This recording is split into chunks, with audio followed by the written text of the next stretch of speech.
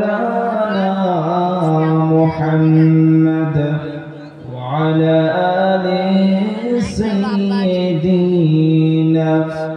مولانا محمد अरे बीबी हाजेरा पगल हलो एक फोटा पानिर तरे और साफा मारोआ छूटते थाके पिपासा मिटबे की करे और बीबी हाजेरा पागली होए छूटते थाके एदिके और साफा मारोआ छूटते थाके पिपासा मिटबे की करे और एक फोटा पानिर तरे कलिजा हाजरार फेटे যায় আর আমার নবীর ওসিলাতে আবে জমজম জারি হয় আল্লাহুম্মা মুহাব্বতের সাথে আল্লাহুম্মা সাল্লি আলা সাইয়্যিদিনা মাওলানা মুহাম্মদ وعلى آل سيدنا مولانا محمد इरशाद किबरिया है इरशाद किबरिया है इलान मुस्तफा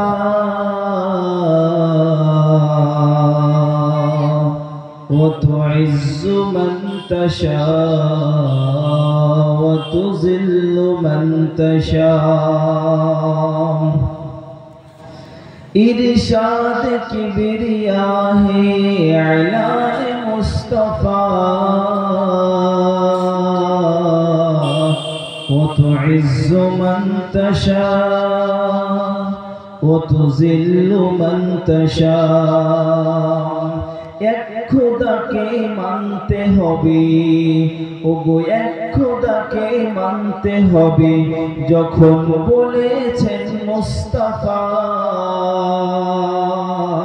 পাথর মেরেছে কেউ বা গালি দিয়েছে সেটা এক খোদাকে মানতে হবে যখন বলেছেন মুস্তাফা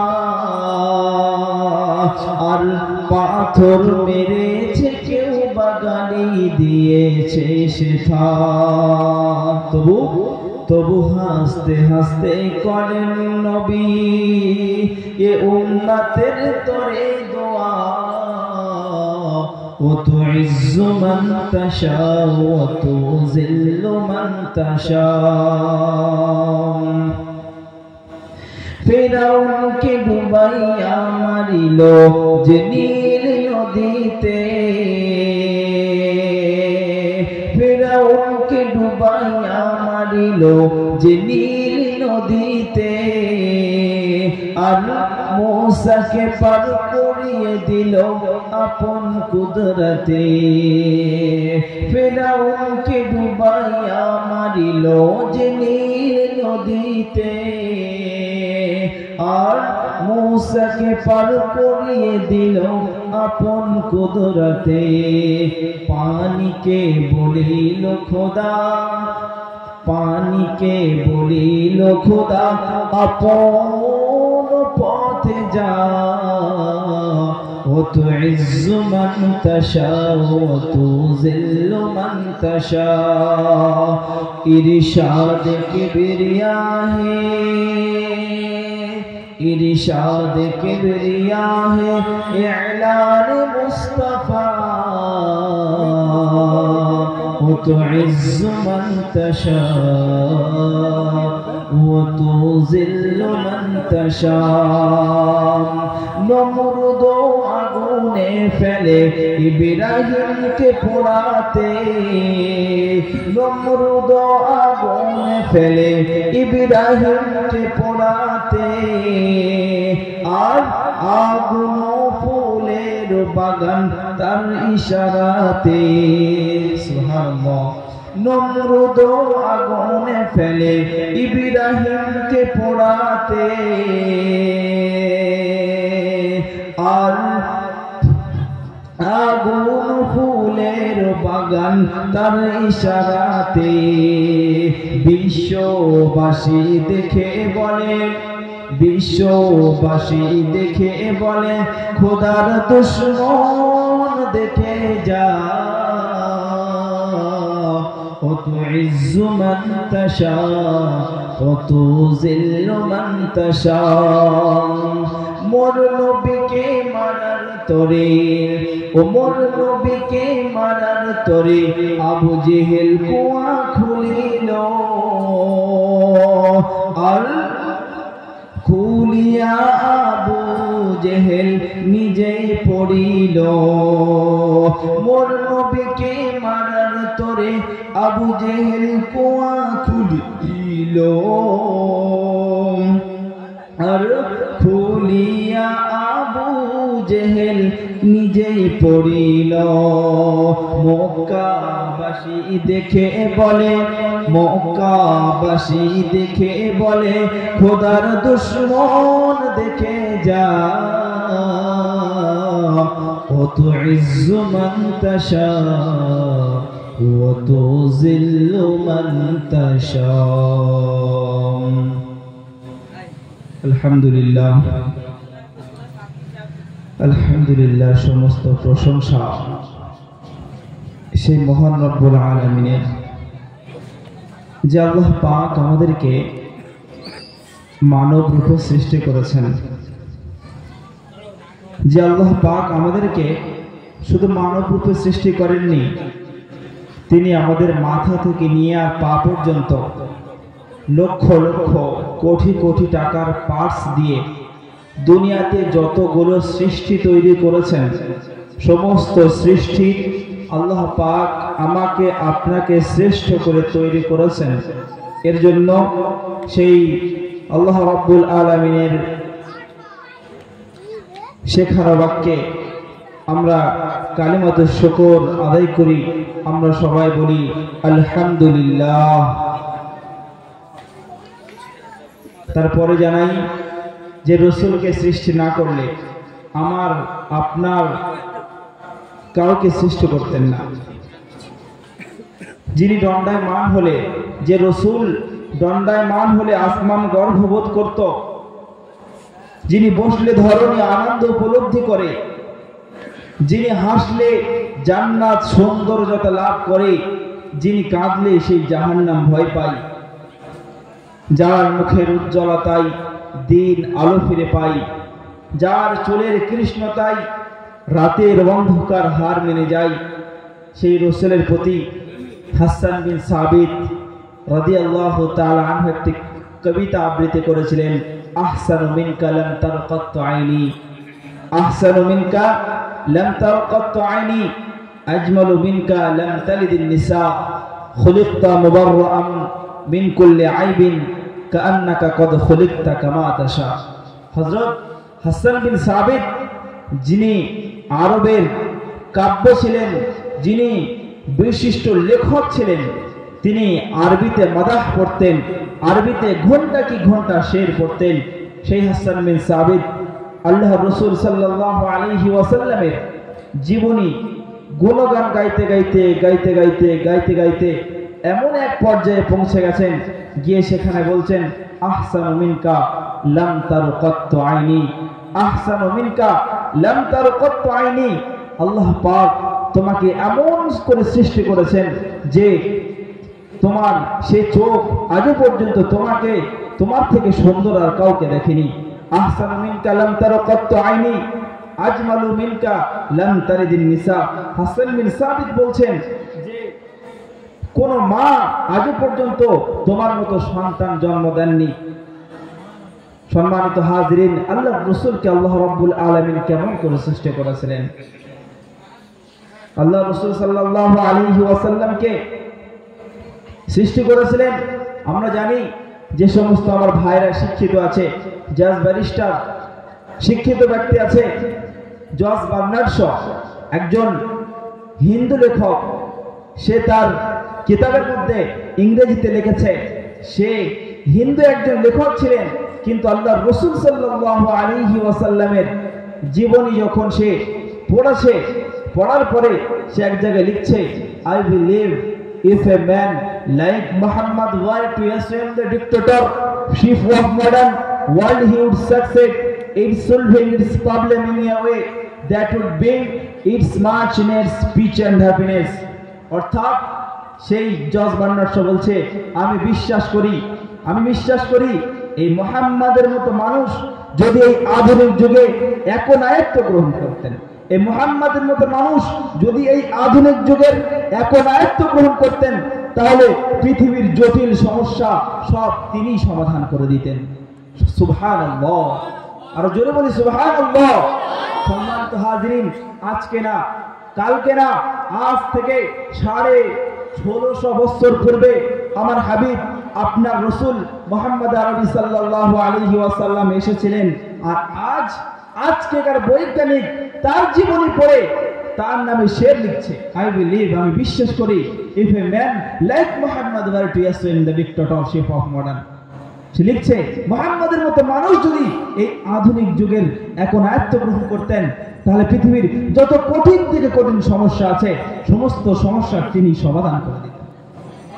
সম্মানিত হাজিরিন, আপনারা জানেন হিন্দুদের যে গীতা আছে, সাংস্কৃতিক আছে, সেই সাংস্কৃতিকের মধ্যে আমার নবী সাল্লাল্লাহু আলাইহি ওয়াসাল্লামের ব্যাপারে তারা লিখছে, মাদবর্তিতা দেবাদকারান্তে প্রকৃতিতা বিশানং ভক্ষায় সদানিদা শস্ত্র তুশ্রেতা হোতার মিন্দ্রা মহাসুরিন্দ্রা ওয়াল্লাং জষ্টাং পরমং স্রষ্টাং মুহাম্মদ রাসূলাং ইল্লা লাতিলালাম। তারা বলছে মুহাম্মাদের মতো মানুষ যে দেবের প্রথম অক্ষর এবং শেষ অক্ষর আর সে মাংস ভক্ষণকারী, সেই হলো প্রকৃত শ্রেষ্ঠ গুরু। আল্লাহ এক, আল্লাহর প্রতি বিশ্বাস রাখো, আর মুহাম্মদ তার রাসূল, মুহাম্মাদের প্রতি বিশ্বাস রাখো। জোরে বলি সুবহানাল্লাহ। তারা বলছে সাংস্কৃতিকের মধ্যে আছে, কোরআন শরীফের মধ্যে না। যে সমস্ত গায়র মুসলিম রয়েছে, উগ্রবাদী গায়র মুসলিম কিছু আছে, হ্যাঁ, যারা শিক্ষিত হিন্দু আছে, যারা পণ্ডিত আছে, তারা কিন্তু এই মুসলমানদের ব্যাপারে কখনো কটু কথা বলতে তাদের দ্বিধাবোধ হয়। তারা জানে এরা এমন একজন ব্যক্তির উম্মত যার জীবন আদর্শ অনুপম আদর্শ। আল্লাহ রাব্বুল আলামিন জানিয়েছেন এই মুহাম্মদ সাল্লাল্লাহু আলাইহি ওয়াসাল্লামের ব্যাপারে, ইন্নাকা লাআলা খুলুকিন আযীম, আপনার আদর্শ সর্বশ্রেষ্ঠ। কার আদর্শ? আল্লাহ রাসূল সাল্লাল্লাহু আলাইহি ওয়াসাল্লামের আদর্শ সর্বশ্রেষ্ঠ, যার নিদর্শন পরিস্ফুটিত হয় সেই শৈশবকালে দুধ মাতার দুধ পানকালে। কারণ কবু এই ডান স্তন ব্যতীত রক্তে রাঙা কমল স্পর্শ করেনি বাম স্থানে আপন দুধ ভাইয়ের প্রাপ্য অংশে। কবু অশ্লীল বাক্য প্রয়োগ করেনি আপন সোনার জবানে। অবৈধ কর্মে পদক্ষেপ নেননি কঠিন কালেও, কারণ সততা ছিল তার নেশা, আমানতদারি ছিল তার পেশা, আর সত্যবাদিতা ছিল তার চিরসঙ্গী, আর পূর্ণতা ছিল তার কামনা। সম্মানিত হাজিরিন, সেই আল্লাহ রাসূল সাল্লাল্লাহু আলাইহি ওয়াসাল্লাম যার ব্যাপারে স্বয়ং স্রষ্টা গ্রন্থরাজে বর্ণনা করছেন, ইন্নাকা লাআলা খুলুকিন আযীম, আমি তোমাকে উত্তম আদর্শ দ্বারা সৃষ্টি করেছি। সম্মানিত হাজিরিন, আপনি কিন্তু সেই নবীর উম্মত। সম্মানিত হাজিরিন, ওই নবীকে না সৃষ্টি করলে আমার আপনাকে কাউকে সৃষ্টি করা হতো। আমরা কত পাওয়ারফুল যদি একটু ভেবে দেখতাম, আমরা কত আল্লাহ রাব্বুল আলামিনের কাছে গ্রহণযোগ্য। যে নবীকে সৃষ্টি করলে হযরত আদম আলাইহিস সালাতু ওয়াস সালামকে সৃষ্টি করা হতো না। আদম আলাইহিস সালাতু ওয়াস সালামের আমরা জানি 50,000 বছর পূর্বে, আদম আলাইহিস সালাতু ওয়াস সালামের 50,000 পূর্বে আল্লাহ রাব্বুল আলামিন কলম সৃষ্টি করেছিলেন, কলম। আর আল্লাহ রাব্বুল আলামিন বলেছিলেন বিসমিল্লাহির রহমানির রহিম ইয়াসিন ওয়াল কুরআনিল হাকীম ইন্নাকা লামিনাল মুরসালিন। আল্লাহ রাব্বুল আলামিন কবে, সম্মানিত আমার প্রিয় বাপজি রাসূল প্রেমিক শ্রোতারা, আল্লাহ রাব্বুল আলামিন আদম আলাইহিস সালাতু ওয়াস সালাম যিনি হলেন সর্বপ্রথম নবী, সেই নবীর 50,000 বছর পূর্বে আল্লাহ রাব্বুল আলামিন কি সৃষ্টি করেছেন? কলম। আর তখন আল্লাহ রাব্বুল আলামিন লিখেছিলেন ইয়াসিন ওয়াল কুরআনিল হাকীম ইন্নাকা লামিনাল মুরসালিন। অবশ্যই আপনাকে, কাকে? ইন্না, এটা হচ্ছে আরবি গ্রামারের ইন্না, অবশ্যই। আর কা, এই কাটা ব্যবহার হয়, এই কা ব্যবহার হয় জমির ক্ষেত্রে। আমরা যখন কাউকে ইশারা করি, যেমন ওই আছে, দূরের জন্য আমরা ওই ব্যবহার করি, কাছের জন্য এই ব্যবহার করি, ঠিক তেমনি ভাবে আল্লাহ রাব্বুল আলামিন যে কাফ ব্যবহার করেছেন, এই কাফটা আল্লাহ রাসূল সাল্লাল্লাহু আলাইহি ওয়াসাল্লামকে খিতাব করে বলেছিলেন যে মুহাম্মদ, আমি তোমাকে মুরসালিনদের মধ্য থেকে সৃষ্টি করেছি। সুবহানাল্লাহ। কবে? আজকে না, 1600 বছর আগে না, 1600 বছর আগে তো আল্লাহ রাসূল দুনিয়াতে এসেছিলেন। আর হযরত আদম আলাইহিস সালাতু ওয়াস সালামের সৃষ্টির 50,000 বছর পূর্বে, 50 বছর না, 50,000 বছর পূর্বে রাসূলকে সৃষ্টি করেছেন। সম্মানিত হাজিরিন, বিশ্ববিখ্যাত বৈজ্ঞানিক জর্জ বার্নার্ড শ, বিশ্ববিখ্যাত বৈজ্ঞানিক আইনস্টাইন তার কিতাবের মধ্যে লিখেছেন, সে মুহাম্মদ সাল্লাল্লাহু আলাইহি ওয়াসাল্লামের জীবনী লিখতে গিয়ে বলছে, হে বিশ্ববাসী, তোমরা আমাকে বিশ্বের সেরা জ্ঞানী, বিশ্বের সেরা পণ্ডিত বলে প্রমাণ করতে চাও। জর্জ বার্নার্ড শ বলছে যে হে বিশ্বের মানুষেরা, তোমরা আমাকে বিশ্বের জ্ঞানী, বিশ্বের সেরা মানুষ বলে প্রমাণ করতে চাও। আরে আমি তো জ্ঞান সমুদ্রের কিনারায় বসে নুড়ি পাথর কুড়িয়েছি, আর যিনি জ্ঞান সমুদ্রের তলদেশে গিয়ে মণিমুক্ত সংগ্রহ করেছেন তিনি হলেন আমাদের নবী সাল্লাল্লাহু আলাইহি ওয়াসাল্লাম। জোরে বলি সুবহানাল্লাহ, আরো জোরে বলি সুবহানাল্লাহ। সম্মানিত হাজিরিন, একটু ভেবে দেখি, সেই নবীর উম্মত, সেই নবীর উম্মত আমি, আপনি সেই নবীর উম্মত। আল্লাহ রাব্বুল আলামিন যেমন ভাবে আমাদেরকে শ্রেষ্ঠ নবী দিয়েছেন, এর জন্য আমরা শুকরিয়া আদায় করি, বলে আলহামদুলিল্লাহ। আল্লাহ রাব্বুল আলামিন 4টি যে কিতাব আছে, আসমানি কিতাব আছে আল্লাহ রাব্বুল আলামিন, সেই 4টি কিতাবের মধ্য থেকে সর্বশ্রেষ্ঠ কিতাব গ্রন্থ মুকুট কোরআন মাজিদ দিয়েছে। জোরে বলি সুবহানাল্লাহ। আল্লাহ রাব্বুল আলামিন 18,000 আশরাফুল মাখলুকাত সৃষ্টি করেছেন, 18,000 মাখলুকাত সৃষ্টি করেছেন। তন্মধ্য থেকে আল্লাহ রাব্বুল আলামিন আমাদেরকে আশরাফুল মাখলুকাত করে সৃষ্টি করেছে। জোরে বলি সুবহানাল্লাহ। সম্মানিত হাজিরিন, এই রাসূলকে সাল্লাল্লাহু আলাইহি ওয়াসাল্লাম দুনিয়া থেকে চলে গেছেন। আমরা জানি ফিলিস্তিনের ভূমি, আজ ফিলিস্তিনের মানুষ কঠিন সমস্যার সম্মুখীন, কঠিন পরিস্থিতির সম্মুখীন। তারা ঘর ছাড়া, বাড়ি ছাড়া, বাচ্চাদেরকে এতিম করে দিয়ে চলে যাচ্ছে। সম্মানিত হাজিরিন, এই যে গত রমজান চলে গেছে, রমজান মাসে রোজা করেছি, ইফতারের সময় মোবাইলে একটা পোস্ট দেখছিলাম, ফিলিস্তিনের এক যুবক বলছে যে আলহামদুলিল্লাহ, ফিলিস্তিনের এক যুবক বাচ্চা ছেলে, সে বলছে আলহামদুলিল্লাহ, আল্লাহ পাক আমাদের যেমন রেখেছে অনেক শুকরিয়া। কেন? যে আল্লাহ পাক, আমরা যে ইফতার করছি আমরা কিছুই পাইনি, ইফতার করার জন্য কিছুই পাইনি, শুধুমাত্র পানি আছে আর ঘাস আছে। একটু ভেবে দেখি আমরা কত আনন্দের মধ্যে আছি, দিন কাটাচ্ছে। আর ফিলিস্তিনের ভূমি সেখানকার মানুষ ঘাস খেয়ে রোজা করেছে, ঘাস খেয়ে পানি দিয়ে রোজা করেছে আর ঘাস দিয়ে ইফতার করেছে। সম্মানিত হাজিরিন, সেই ফিলিস্তিনের কথা বলছি, যে ফিলিস্তিনের ব্যাপারে আল্লাহ রাব্বুল আলামিন পবিত্র গ্রন্থ মুকুটের মধ্যে জানিয়েছেন, সুবহানাল্লাযী আসরা বিআবদিহি লাইলান মিনাল মাসজিদিল হারাম ইলাল মাসজিদিল আকসা মিনাল মাসজিদিল হারাম ইলাল মাসজিদিল আকসা আল্লাযী বারাকনা হাওলাহু লিনুরিয়াহু মিন আয়াতিনা। সম্মানিত হাজিরিন,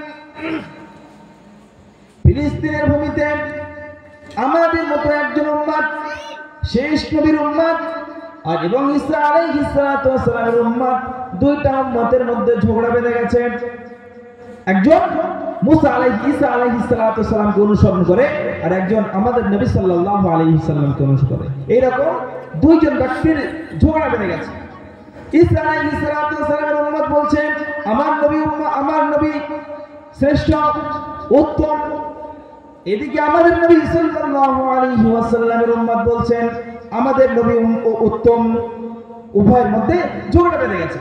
ঈসা আলাইহিস সালাতু ওয়াস সালামের যে গোত্রের মানুষ, সে বলছে আমার নবী উত্তম, আর আমার মুহাম্মদ সাল্লাল্লাহু আলাইহি ওয়াসাল্লামের যে উম্মত আছে সে বলছে না না, আমার নবী উত্তম। তখন ঈসা আলাইহিস সালাতু ওয়াস সালামের যে মানে, সে বলছে আরে তোর নবী উত্তম কি করে হতে যাবে? আমার নবী আল্লাহ রাব্বুল আলামিন আরশে মুহাল্লাতে তাকে তুলে নিয়েছে, সে উত্তম হবে না যাকে আল্লাহ রাব্বুল আলামিন আসমানে তুলে নিয়েছে? আর তোর নবী তো দেখ, সে ওই তো মাটির নিচেই পড়ে ঘুমাচ্ছে। দুজনের মধ্যে ঝগড়া বেঁধে গেছে।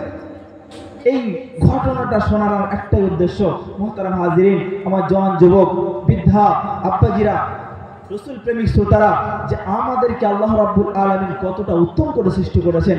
এমন একজন নবী দিয়েছেন, সে উত্তম।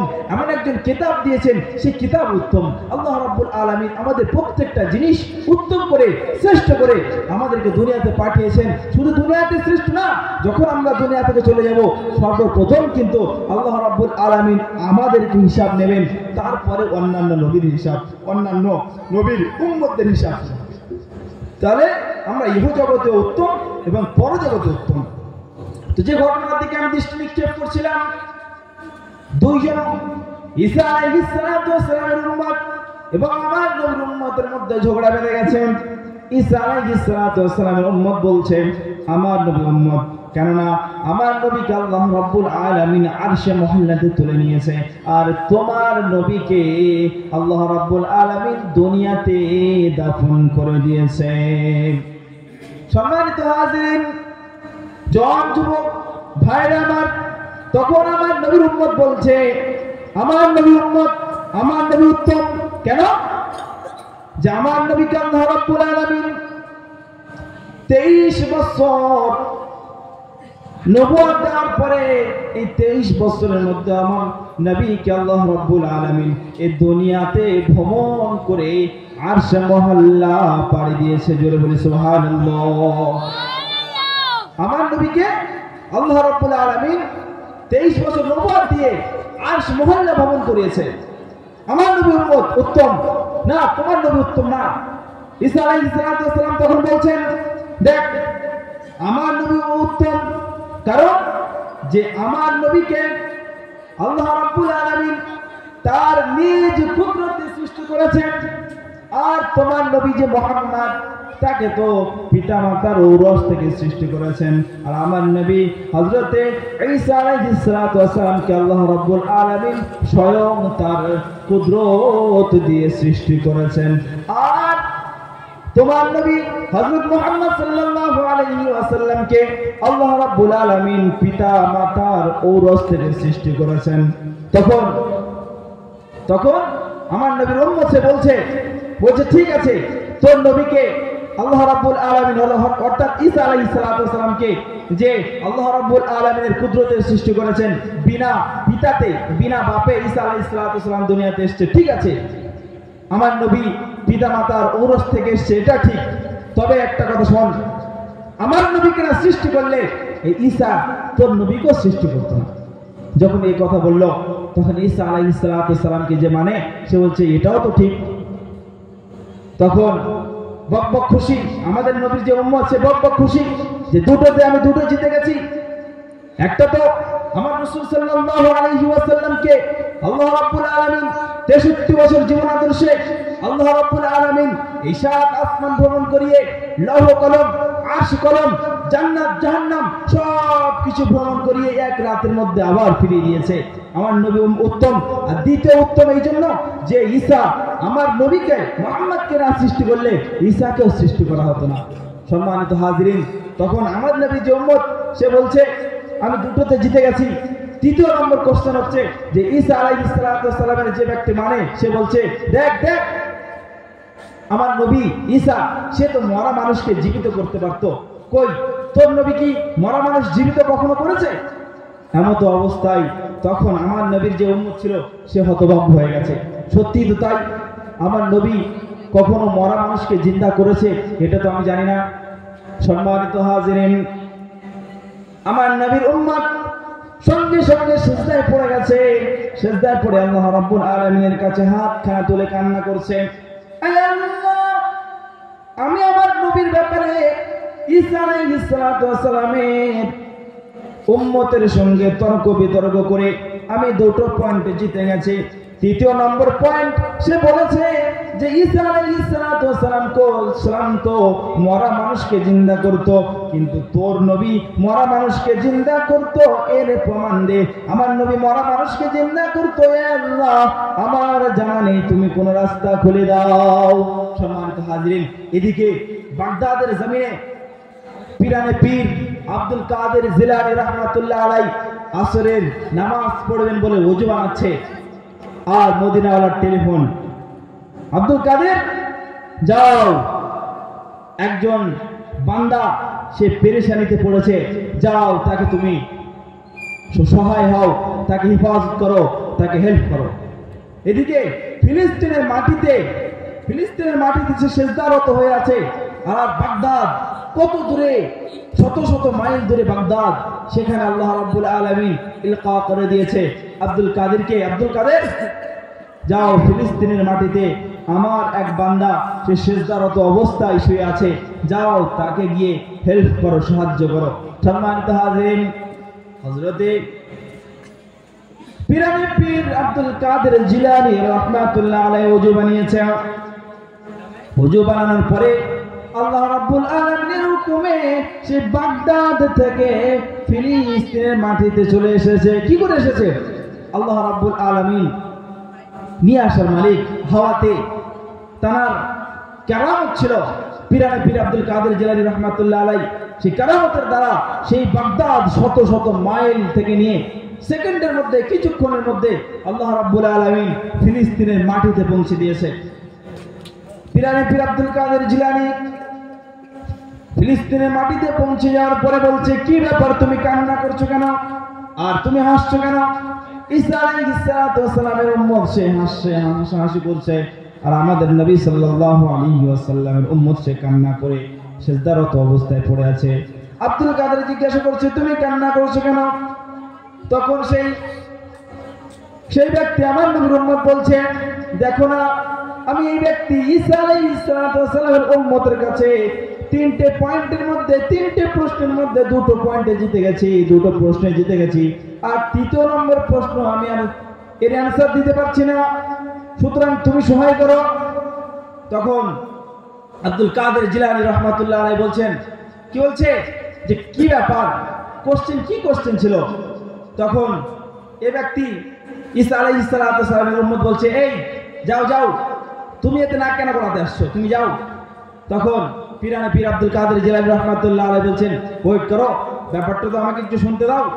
তখন আমার নবীর উম্মত সে সিজদা থেকে উঠে বলছে, দেখো যে আমার নবী এ প্রথম প্রশ্ন করেছিল যে ঈসা আলাইহিস সালাম উত্তম, আমি বলেছি যে না আমার নবী উত্তম, এই বলে তার থেকে আমি জিতে গেছি, রেফারেন্স দিয়ে দলিল দিয়ে জিতে গেছি। দ্বিতীয়বারে সে বলেছিল যে আমার নবী আল্লাহর কুদরতে সৃষ্টি হয়েছে। আমি বলেছি যে আমার নবী আর তোর নবী পিতা মাতার ঔরস থেকে তৈরি হয়েছে। আমি বলেছি দেখ এই আমার নবীকে সৃষ্টি করলে তোর নবী ঈসাকে মায়ের আল্লাহ রাব্বুল আলামিনের কুদরতে সৃষ্টি করতো না, কেননা আমার রাসূলকে সৃষ্টি করলে ঈসাকে সৃষ্টি করা হতো না। সম্মানিত হাজিরিন, আমি এটাও জিতে গেছি। আর তৃতীয় নম্বর আমাকে প্রশ্ন করেছিল যে আমার নবী ঈসা সে তো মরা মানুষকে জিন্দা করতে পারে, আর তোমার নবী মরা মানুষকে জিন্দা করে, এর প্রমাণ আমাকে দেখাও। সুতরাং আমার নবী মরা মানুষকে জিন্দা করে এটা আমি জানি না। তখন পীর আব্দুল কাদের জিলানী রাহমাতুল্লাহ আলাইহি বলছেন, এই ঈসা আলাইহিস সালাতু ওয়াস সালামের উম্মত, আমি যদি আমার নবী সাল্লাল্লাহু আলাইহি ওয়াসাল্লাম মরা মানুষকে জিন্দা করেছে এটা আমি জানি না, তবে আমি সেই নবীর উম্মত হয়ে আমি আব্দুল কাদের একজন মরা মানুষকে জিন্দা করতে পারবো। তখন ঈসা আলাইহিস সালাতু ওয়াস সালামের সেই উম্মত বলছে, বলে দিলে হয়ে গেল, করে তো দেখা। কাকে বলছে? আব্দুল কাদেরকে বলছে। আরে করে তো দেখা, মুখে তো অনেক বড় বড় ফটানি দেওয়া যায়, জিন্দা করে দেখা। তখন পীর আব্দুল কাদের জিলানী রাহমাতুল্লাহ আলাইহি বলছেন, দেখ তুই আমার সঙ্গে তো চ্যালেঞ্জ ছুটছিস, আমি মরা মানুষকে জিন্দা করতে পারবো কিনা? আরে তুই এটাকে জানিস তোর নবী ঈসা মরা মানুষকে কি বলে জিন্দা করতো? তখন সেই ব্যক্তি বলছে, আরে প্রশ্ন আমি করেছি, আমার অ্যান্সার দে, আমাকে আবার অ্যান্সার কোশ্চেন করতে যাসনি। পীর আব্দুল কাদের জিলানী রাহমাতুল্লাহ আলাইহি বলছেন, দেখ তোর নবী মরা লাশের উপরে হাত দিয়ে যে দোয়া পড়তো সেটা হলো কুম বিইذনিল্লাহ, আর আমি আমার নবী মুহাম্মদ সাল্লাল্লাহু আলাইহি ওয়াসাল্লামের একটা জঘন্য উম্মত হয়ে আমি এই মাটিতে হাত দিয়ে কুম বিইذনিল্লাহ বলবো। এখানে যে কবর আছে এখান থেকে, সেই কবর থেকে মানুষ বার হয়ে আসবে, লাশ বার হয়ে আসবে। আব্দুল কাদের জিলানী রাহমাতুল্লাহ আলাইহি কুম বিইذনিল্লাহ বলে মাটিতে যে হাত মেরেছে সঙ্গে সঙ্গে একজন মাটি ঝাড়তে সঙ্গে সঙ্গে মাটির বাইরে চলে আসছে। সুবহানাল্লাহ। সম্মানিত হাজিরিন, তখন এ তো অবাক, ঈসা আলাইহিস সালাতু ওয়াস সালামের যে উম্মত সে অবাক হয়ে গেছে, কি ব্যাপার, সত্যি তো তাই। এ যদি শেষ নবী মুহাম্মাদের উম্মত হয়ে এর যদি এত পাওয়ার থাকে তাহলে মুহাম্মাদের পাওয়ার কতটা। সম্মানিত হাজিরিন, তখন পীর আব্দুল কাদের জিলানী রাহমাতুল্লাহ আলাইহি বলছে, হয়েছে তো, প্রমাণ তো পেয়েছিস, লে এবার তুই কলেমা পড়ে নে আমার রাসূলের প্রতি। আর পীর আব্দুল কাদের জিলানী রাহমাতুল্লাহ আলাইহি যে ব্যক্তি কবর থেকে বার হয়েছে তাকে বলছে, যাও তুমি আল্লাহর দোয়ায় আবার তুমি তোমার জায়গায় ফিরে যাও। তখন সেই ব্যক্তি বলছে, না ঘুমিয়েছিলাম তো ভালো ছিলাম, কেন তুই আমার জাগালি? কে বলছে? ওই কবর থেকে যে ব্যক্তি উঠেছে সে বলছে, ঘুমিয়েছিলাম ভালো ছিলাম, তুই কেন আমার জাগালি? যখন জাগিয়েছিস তখন আমি আর ফিরে যাব না। কে বলছে?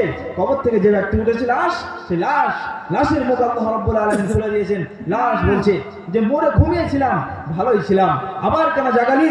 আমি আর ফিরে যাচ্ছি না। তখন পীর আব্দুল কাদের জিলানী রাহমাতুল্লাহ আলাইহি বলছেন, তুই কোন নবীর উম্মত বলতো? ওই ব্যক্তিকে জিজ্ঞাসা করছে কোন নবীর উম্মত? সে বলছে আমি হযরতে মূসা আলাইহিস সালাতু ওয়াস সালামের উম্মত। সুবহানাল্লাহ, জোরে বলে সুবহানাল্লাহ। আওয়াজ নেই কেন? আওয়াজ করলে ঘুম চলে যাবে।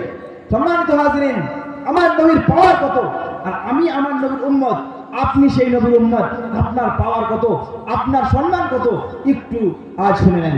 সম্মানিত হাজিরিন, ওই ব্যক্তি যে কবর থেকে যাকে তুলেছে আব্দুল কাদের জিলানী রাহমাতুল্লাহ আলাইহি, সেই কবর থেকে বার হয়ে আসার পরে বলছে, আমি আর ফিরে যাওয়ার না, আমি যদি ফিরে যাই তবে আমি ওই নবী যে নবীকে সৃষ্টি করলে কোনো কাউকে সৃষ্টি করা হতো না।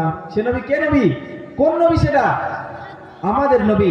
আমাদের নবীকে সৃষ্টি না করলে কিছুই সৃষ্টি করা হতো না। তাই মূসা আলাইহিস সালাতু ওয়াস সালামের জামানার সেই লাশ যে কবর থেকে উঠেছে সে বলছে আমি ফিরে যাব না অতক্ষণ পর্যন্ত যতক্ষণ না আমাকে তুমি মুহাম্মাদের এই শেষ জামানার নবী মুহাম্মাদের কলেমা আমাকে যতক্ষণ না পড়িয়ে দেবে। সুবহানাল্লাহ। সম্মানিত হাজিরিন, সে একজন মুসা আলাইহিস সালামের জামানার একজন ব্যক্তি, সে আমার নবীর উম্মত হওয়ার জন্য কতটা আগ্রহী। আর আমি আপনি সেই নবীর উম্মত হয়েছি, কিন্তু আমাদের মধ্যে সেই পাওয়ার, সেই জজবাত, সেই চেতনা কিছুই নেই। আজ আমরা কত সুন্দর সুসজ্জিত অনুষ্ঠান করেছি, কত সুন্দর সাজিয়েছি। সম্মানিত হাজিরিন, এই যে সাজিয়েছি, খোদার কসম করে বলছি এর মধ্যে আপনার বিন্দু মাত্র কামিয়াবি নেই। কামিয়াবি কখন? এই যে সাজিয়েছি, এই সাজানোর পরে আমরা উলামা, আলেম ওলামাদেরকে দাওয়াত করেছি। আলেম ওলামারা দাওয়াত করার কারণ তারা এখানে আসবে, আসার পরে পবিত্র গ্রন্থ কোরআন এবং হাদিস থেকে আল্লাহ রাব্বুল আলামিনের কথা, রাসূলুল্লাহ সাল্লাল্লাহু আলাইহি ওয়াসাল্লামের কথা বলবে, আর সেগুলোর উপরে আমরা আমল করব। যদি আমল করতে পারি তাহলে আমরা কামিয়াবি, না হলে খোদার কসম করে বলছি সেই ঈশা থেকে নিয়ে আর ফজর পর্যন্ত যদি আমি ঘুমকে বিনষ্ট না করে, হালাল ঘুমকে যদি হারাম করে আমি এই ওলামাদের, আলেম ওলামাদের কথা শুনি, আর শোনার পরে ফজরের আগে গিয়ে ঘুমিয়ে পড়ি, তাহলে আমার এই সারা রাত জাগাটা আমার বৃথা হয়ে যাবে। এর মধ্যে কোনো কামিয়াবি নাই। আমরা এই শুনলাম, শোনার পরে যখন আমল করব, এই শোনা এবং এই মানার মধ্যে আল্লাহ রাব্বুল আলামিন আমাদের পরিপূর্ণ কামিয়াবি রেখেছেন। সম্মানিত হাজিরিন, যে ঘটনা বলছিলাম, তো ওই মুসা আলাইহিস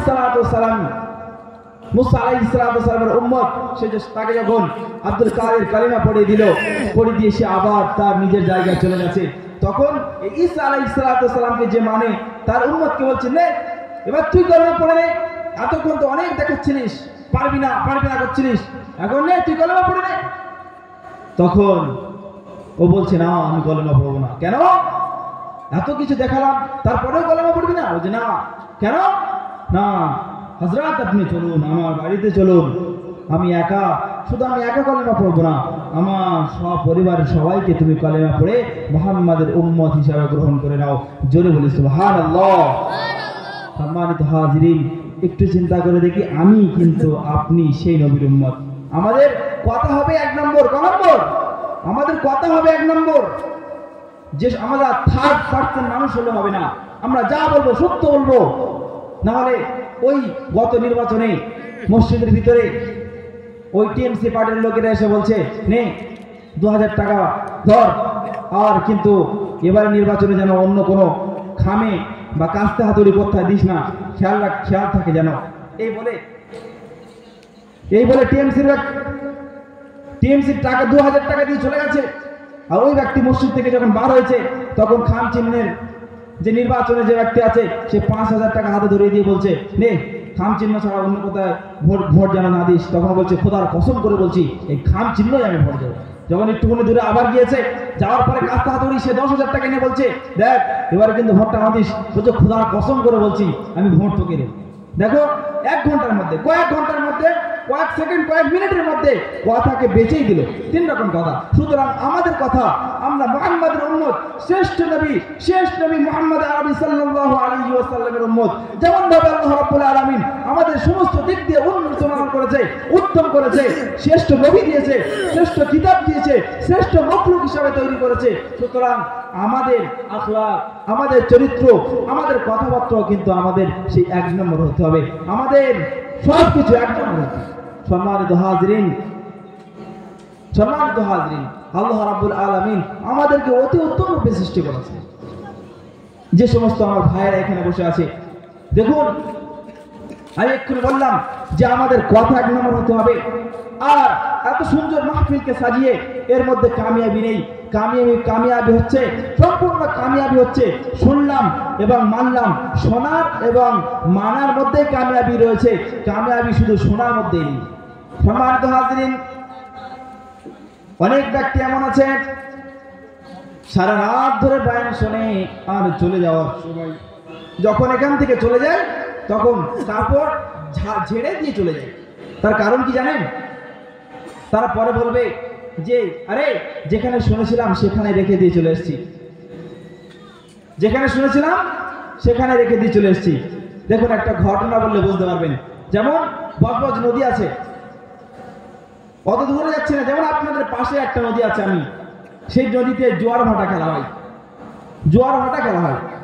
আর আব্দুল সাত্তার বলে একজন ব্যক্তি আপনাদের এখানে আছে, সেই ব্যক্তি মানে যেখানে জলসা হয় সেখানে যায়, সারা রাত বক্তৃতা শোনে, আর শোনার পরে ফজরের সময় তাবারক থাকে, ওই তাবারক যেহেতু আল্লাহ রসুলের সুন্নাত, সেই তাবারকের ব্যবস্থা থাকে, তাবারক খাওয়া দাওয়া করে করে আবার দু একটা প্যাকেট নিয়ে বাড়িতে ফেরে। আব্দুল সাত্তার, ওই আব্দুল সাত্তার সেই এদিকে ওদিকে যেখানে জলসা হয়, যেখানে মিলাদুন নবী হয় সেখানে চলে যায়। একদিন তার নাতিকে কোলে করে নিয়ে সে জলসায় যাচ্ছে, ওই নদী আলমপুর ওদিকে রায়পুরের নদী পেরিয়ে ওপারে চলে গেছে, নদী গিয়ে জলসা শুনতে।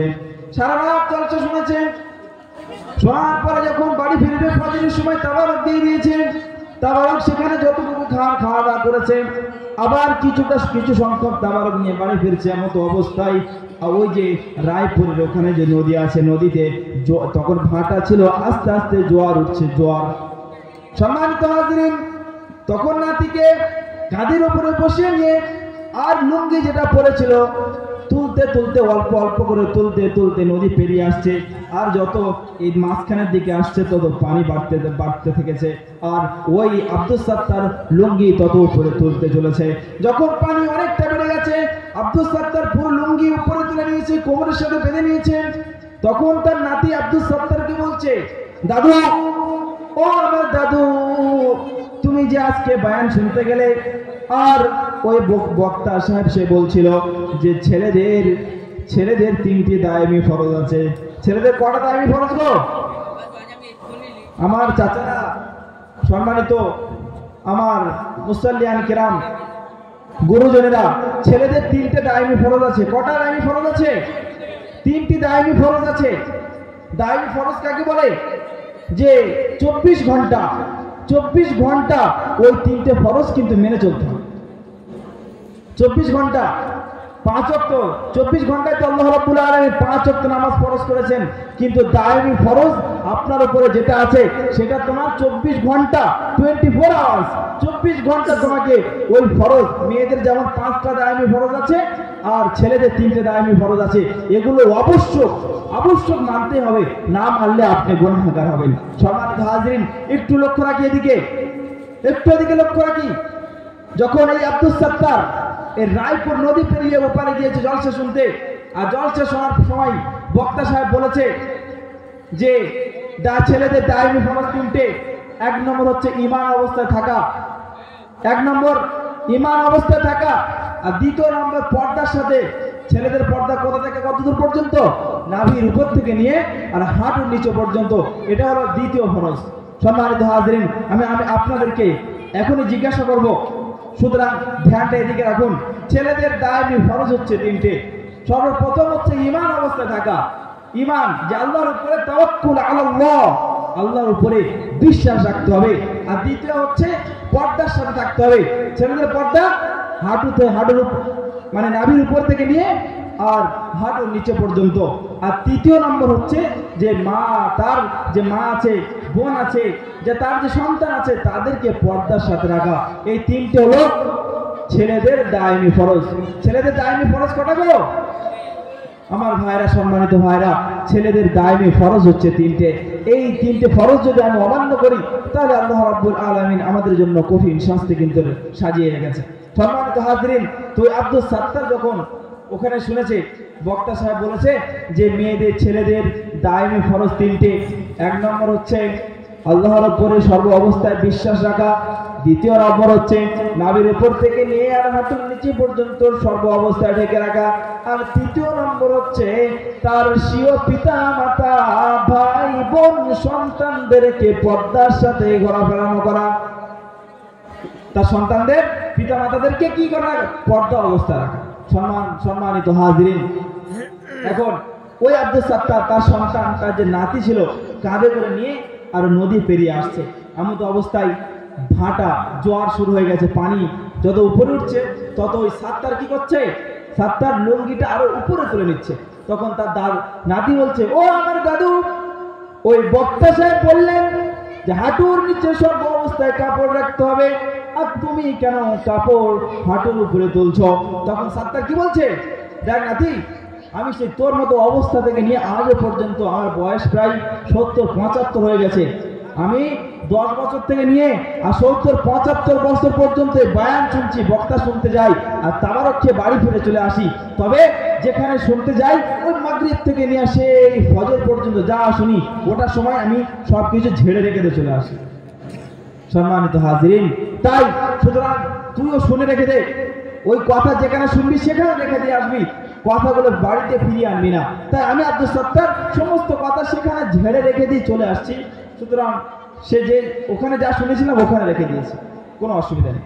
সম্মানিত হাজিরিন, যদি আমরাও এরকম করি, আমরা দূর দূরান্ত থেকে বক্তাদেরকে ভাড়া করে আনলাম, আনার পরে তাদেরকে সামনে রেখে আমরা বসে থাকলাম আর সময়কে অপচয় করলাম, চায়ের মধ্যে ব্যস্ত, অন্যান্য কাজের মধ্যে ব্যস্ত হয়ে যদি সময়কে বিনষ্ট করে ফেললাম, আর এখান থেকে যখন চলে গেলাম তখন ভালো করে কাপড় ঝেড়ে রেখে দিয়ে চলে গেলাম, কোনো কথা সঙ্গে করে নিয়ে গেলাম না, খোদার কসম করে বলছি সম্মানিত হাজিরিন, এর মধ্যে আমাদের কোনো রকমের কামিয়াবি নেই, এর মধ্যে আমাদের কোনো রকমের কামিয়াবি নেই। সম্মানিত হাজিরিন, আমাদের ওই জন্য নিয়তকে আমাদের ঠিক করতে হবে। আমরা যখন এখানে সর্বপ্রথম আসবো তখন আমাদের নিয়তকে ঠিক করতে হবে। ইন্নামাল আমালু বিন্নিয়াত, প্রত্যেকটা আমলের দারোমাদার কার উপরে নির্ভর করে গো? নিয়তের উপরে। নিয়ত, প্রত্যেকটা আমলের দারোমাদার কার উপরে? নিয়তের উপরে নির্ভর করে। আমার যদি নিয়ত ঠিক থাকে, আমি দুনিয়ার কাজ করব, আমি এমবিবিএস করব, আমি ডক্টর করব, আমি মাস্টারি পড়ব, আমি চাকরিজীবী হব, আমি প্রফেসর হব, কিন্তু আমার নিয়ত যদি ঠিক থাকে, আমার নিয়ত যদি ঠিক থাকে, তাহলে কিন্তু আল্লাহ রাব্বুল আলামিন এই আমার প্রফেসরের মধ্যে কামিয়াবি রেখেছেন, আমার ডক্টরের মধ্যে কামিয়াবি রেখেছেন, আমার প্রফেসর, আমার ব্যারিস্টার, আমার প্রত্যেকটা কাজের মধ্যে আল্লাহ রাব্বুল আলামিন কি রেখেছেন? সওয়াব রেখেছেন। আরে আমার কাজ থাকবে দুনিয়াবি, নিয়ত যদি আমার ঠিক থাকে, তাহলে এই দুনিয়াবি কাজের মাধ্যমে আমি আখিরাতে সওয়াব পাবো, আমি আখিরাতে সওয়াব। সম্মানিত হাজিরিন, দেখুন একটা মুসলামে বলে যাই, যেমন আমরা ঘর করি, যখন ঘর করি ঘরের ভিতরে যে আমাদের কোটা ঘর থাকে, একটা তো বারান্দা থাকে, বারান্দার ভিতরে যে ঘরগুলো থাকে সেই ঘরে আমরা জানালা রাখি না? আরে ঘরে জানালা থাকে না, থাকে না? কেন রাখি জানালাগুলো? হ্যাঁ, হাওয়া ঢুকবে, বাতাস ঢুকবে। সত্য কথাই বলেছে আমার ভাই। অনেকে আবার চুপচাপ আছে, এই খোদার কসম সত্যি কথা বলেছে আমার ওই ভাই। হাওয়া ঢোকার জন্য ঘরে যে জানালা খোলা রাখে, হাওয়া ঢোকার জন্য। দেখুন, আমি একটা ঘর করেছি এখানে, আমার ভাইরা একটু ধ্যানে দিকে দিই। যখন আমি এখানে ঘর করলাম, করার পরে যখন জানালা আমি বসিয়েছি, আমার নিয়ত কি ছিল? হাওয়া ঢুকবে। আপনার নিয়ত ছিল হাওয়া ঢুকবে।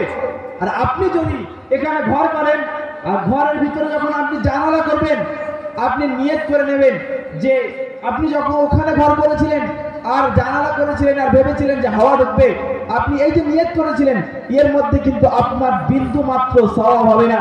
কিন্তু এখানে যখন আপনি ঘর করবেন আর ঘরের মধ্যে জানালা করবেন আর নিয়ত এটাই করে নেবেন, নিয়ত কি করবেন? যে এই যে জানালা আমি করছি, এই জানালা থেকে আজানের আওয়াজ আসবে, মুয়াজ্জিনের আওয়াজ আসবে। সুতরাং যখন মুয়াজ্জিনের আওয়াজ আসবে, এই ভালো ভালো কাজের নিয়তে আমি জানালা করলাম, এই জানালা থেকে হাওয়া ঢুকবে না? ঢুকবে না? আরে মুয়াজ্জিনের আওয়াজ আসবে, এই নিয়তে যদি আমি জানালা খুলি, তাহলে আমার ওই জানালা দিয়ে হাওয়া ঢুকবে না? ঢুকবে না? ঢুকবে। এই জানালার মধ্যে আমার সওয়াব আছে। আর ওখানে যে ঘর করেছিলাম, যে জানালা করেছি, ওই জানালার মধ্যে আমার নিয়ত ছিল এখান থেকে হাওয়া ঢুকবে, ওই হাওয়া তো ঢুকবে, কিন্তু ওখান থেকে ওই সওয়াব পাওয়া যাবে না। কিন্তু এখানে যে আমি ঘর করেছি, এই জানালা করেছি, আর নিয়ত ছিল মুয়াজ্জিন আওয়াজ আসবে, মুয়াজ্জিন আওয়াজ দেবে যখন, আল্লাহু আকবার, আল্লাহু আকবার, আল্লাহু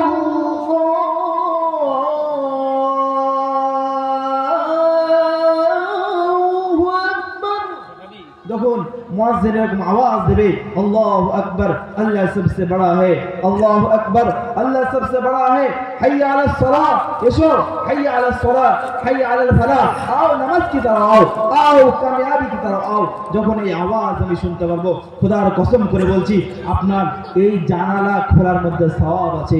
ওই জন্য আমার সম্মানিত ভাইরা, সবাই যে আমরা এখানে বিনষ্ট করছি তারা আমরা নিয়তটা ঠিক করিনি। আমরা যদি নিয়ত যে আমরা যা শুনবো তার উপরে আমল করব, এই নিয়ত যদি আমাদের ঠিক থাকে তাহলে কিন্তু এই বসে থাকার মধ্যে সওয়াব আছে। আর যদি আমাদের নিয়ত না ঠিক থাকে যে বছরে তো একটা জলসা হবে, বছরে একটা জলসা হবে, সেই জলসাটা এমনিই কাটিয়ে দিই না, সারা রাত জেগে কাটাবো, বিভিন্ন রকম খারাপ, বিভিন্ন রকম এই ঘোরাফেরা করে শান্তি সবার বিমাল গুটকা খেয়ে আমরা রাতটা কাটিয়ে দেবো, চা খেয়ে রাত কাটিয়ে দেবো। এই যদি নিয়ত থাকে সম্মানিত বন্ধু আমার, একটু অনুপরিমাণ সওয়াব হবে না। কিন্তু সওয়াব যদি আমার নিয়ত এটাই থাকে যে আমি ওখানে যাব, ইমাম আসবে, মাওলানা আসবে, হাফেজ সাহাবরা আসবেন, আসার পথে তারা মূল্যবান কথা বলবেন, কোরআন হাদিস থেকে কথা বলবেন, আর সেই কথা আমরা শুনবো, তার উপরে আমল করব। যদি এই নিয়ত থাকে তাহলে খোদার কসম করে সম্মানিত আমার ভাইয়েরা, সম্মানিত যুবক জওয়ান ভাইয়েরা, সম্মানিত আমার বৃদ্ধাজনরা, এর মধ্যে আল্লাহ রাব্বুল আলামিন আমাদেরকে সওয়াব রেখেছে। সম্মানিত হাজিরিন, যেমন আমরা আজ বাড়ি থেকে বার হয়েছি তখন আমাদের কিন্তু নিয়ত ছিল আমরা ছেলেদেরকে স্কুলে দিই, আমাদেরও নিয়ত থাকে, আমরা মেয়েদেরকে স্কুলে পড়াই, আমাদের নিয়ত থাকে। আমরা বাড়ি থেকে যখন বার হয়ে এসেছি আমাদেরও নিয়ত ছিল, এই মাইক যে বানিয়েছে তারও একটা নিয়ত ছিল। আল্লাহ রাব্বুল আলামিন আমাদের যে সৃষ্টি করেছেন, আল্লাহ রাব্বুল আলামিনেরও একটা উদ্দেশ্য আছে। এই আল্লাহ রাব্বুল আলামিনের উদ্দেশ্য আছে তো নেই? আমরা প্রত্যেকটা কাজ করি, উদ্দেশ্যবিহীন যে কাজ করে সে হলো পাগল।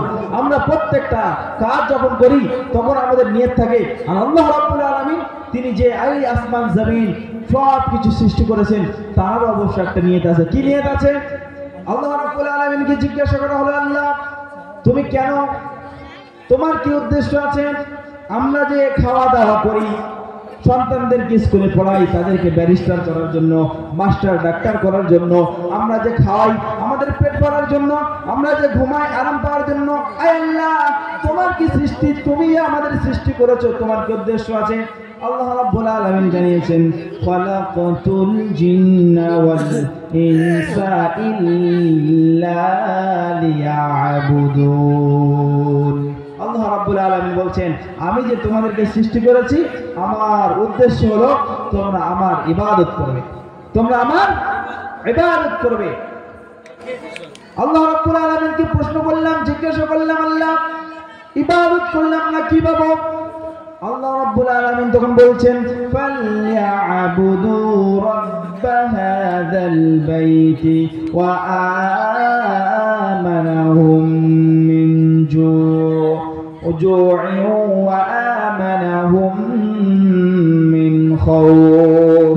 আল্লাহ রাব্বুল আলামিন বলছেন, তোমরা যদি আমার ইবাদত করো, উপাসনা করো, তাহলে আমি তোমাদেরকে সর্বপ্রথম যে জিনিসটা দেব সেটা হলো তোমাদের রিজিকের অভাব দূর করে দেব। কিসের অভাব দূর করবে গো? রিজিকের অভাব। যে রিজিকের জন্য সকালবেলা যখন ঘুম থেকে উঠি ভাবি, অনেক এরকম আছে, কার আজকে বাঁশ দেব, কার ধোকা দিয়ে টাকা আনবো, এই চিন্তা নিয়ে কিন্তু আমরা অনেকে আছি।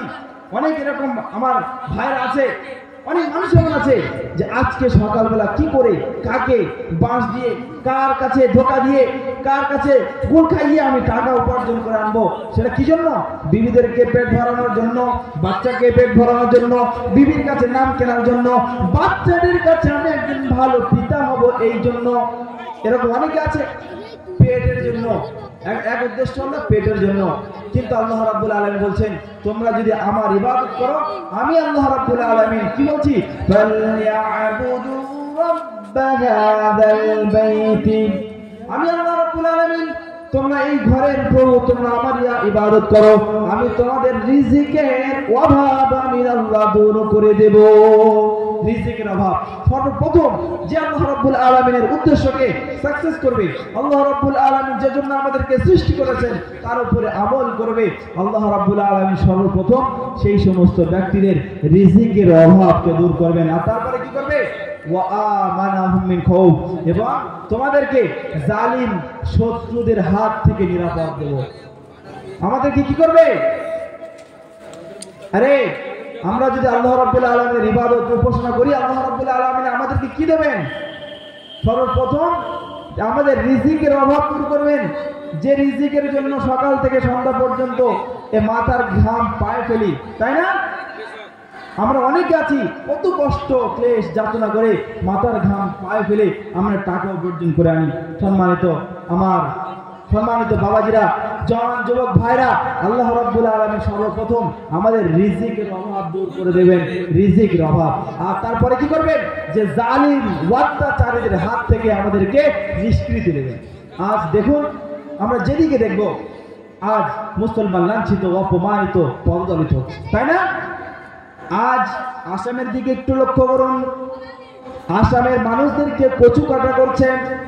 আজ উত্তর প্রদেশের মানুষদের দিকে একটু লক্ষ্য করুন, উত্তর প্রদেশে যে সমস্ত মাদারিস মাসাজিদ গুলোকে ভেঙে চুরমার করে দিচ্ছে, বুলডোজার চালাচ্ছে। আজ পশ্চিম বাংলার কিছুদিন আগে বিন্দাখালীর একটা ঘটনা আপনারা জানেন? এই বিন্দাখালীর ঘটনা জানেন? বিন্দাখালীর ঘটনা, আরে আমাদের পশ্চিম বাংলার ঘটনা। এতদিন তো আমরা জানতাম যে বাইরে হচ্ছে, উত্তর প্রদেশে হচ্ছে, আসামে হচ্ছে। এখন আমাদের এই বিন্দাখালী, পশ্চিম বাংলা বিন্দাখালী, একজন গায়ের মুসলিম বেকুব বেহায়া, সে এসে মসজিদের ভিতরে প্রবেশ করে মসজিদে ইস্তেঞ্জা করে মসজিদের যে সমস্ত কিতাব সমূহগুলো ছিল সেই কিতাবগুলোকে ভেঙে দিয়েছে, কিতাবগুলো ছেড়ে দিয়েছে। গ্রামের মুসল্লিরা, গ্রামের মা বোনেরা সেই সন্তানকে যখন ধরে আটক করে তাকে মারবে, পেটাবে, তখন সঙ্গে সঙ্গে পুলিশ, যে মানে সরকারের গোলাম, সরকারের চাকর, সে এসে ওই ব্যক্তিকে, ওই বেহায়াকে, বেকুবকে তারা তুলে নিয়ে চলে গেল। সে এসে কি করলো? আমাদের পবিত্র জায়গা, পবিত্র মসজিদ, সে মসজিদে যখন ঢুকে সে নোংরা করে চলে গেল। তার পদক্ষেপ আমরা আর কেউ নিতে পারলাম না। সম্মানিত হাজিরিন, আমরা জানি যে ওয়াকফ বিলের বিরুদ্ধে আমরা তো অনেক সকাল থেকে সন্ধ্যা পর্যন্ত বিভিন্ন রকম আনন্দে মেতে আমরা ঘুমিয়ে পড়ি, রাত হয়ে যায়, ঘুমিয়ে পড়ি, আবার সকালে উঠি ঘুম থেকে। কিন্তু আপনারা জানেন না, খোদার কসম করে বলছি, আপনাদের এই যে মসজিদ আলমপুর শেখপাড়া মসজিদ, কিছুদিন পরে দেখবেন দুজন সরকারের তরফ থেকে দুজন ব্যক্তি আসবে, আসার পরে জিজ্ঞাসা করবে মসজিদের কাগজ দাও, মসজিদের কাগজগুলো দেখাবেন, ওরা সমস্ত কাগজগুলো সব ঠিকঠাক করে নেবে। আর তোমাদের যে মসজিদের কমিটি আছে, ওই কমিটির মধ্যে দুজন ওই যারা সরকারি, দুজন গায়ের মুসলিম, তারাও অ্যাড করবে। কিছুদিন পরে অ্যাড করার পরে এটা পাস হয়ে গেছে। আমরা অনেক আনন্দে ঘুমাই। ওয়াকফ বিলের বিরুদ্ধে কত অত্যাচার, কত সভা, কত মজলিস, কত মাজালিস হয়েছে আমরা কিন্তু জানি না। এদিকে আমাদের কলকাতার ধর্মতলা, কলকাতার বিভিন্ন জায়গায় এই নিয়ে আলাপ আলোচনা হয়েছে। আমরা অনেকেই এই বিষয়ে কিন্তু আমরা অবগত নেই। খোদার কসম করে বলছি, আজ সেই ওয়াকফ বিল কিন্তু আমাদের হাত থেকে হাতছাড়া হয়ে গেছে। কিছুদিন পরে ওই গায়ের মুসলিম তারা আসবে, আসার পরে মসজিদে আমাদের কমিটির মধ্যে অ্যাড হবে। আর তার কিছুদিন পরে বলবে দাও মসজিদে চাবি লাগিয়ে দাও। কেন? আজ সরস্বতী পূজা। হ্যাঁ, আজ কি পূজা? আজ সরস্বতী পূজা, সুতরাং তোমাদের নামাজও ছুটি। তার কারণ কি? তার কারণ আমি, তার কারণ আপনি। কেন? আল্লাহ রাসূল আজকে না, আজ থেকে 1650 বছর আগে বলে গেছেন, তারাক্তু ফীকুম আমরাইন লান তাদিল্লা মা তামাসসাকতুম বিমা কিতাবাল্লাহ ওয়া সুন্নাত রাসূলিহি। হে আমার সাহাবারা, আমি তোমাদের মাঝে দুইটা জিনিস ছেড়ে যাচ্ছি।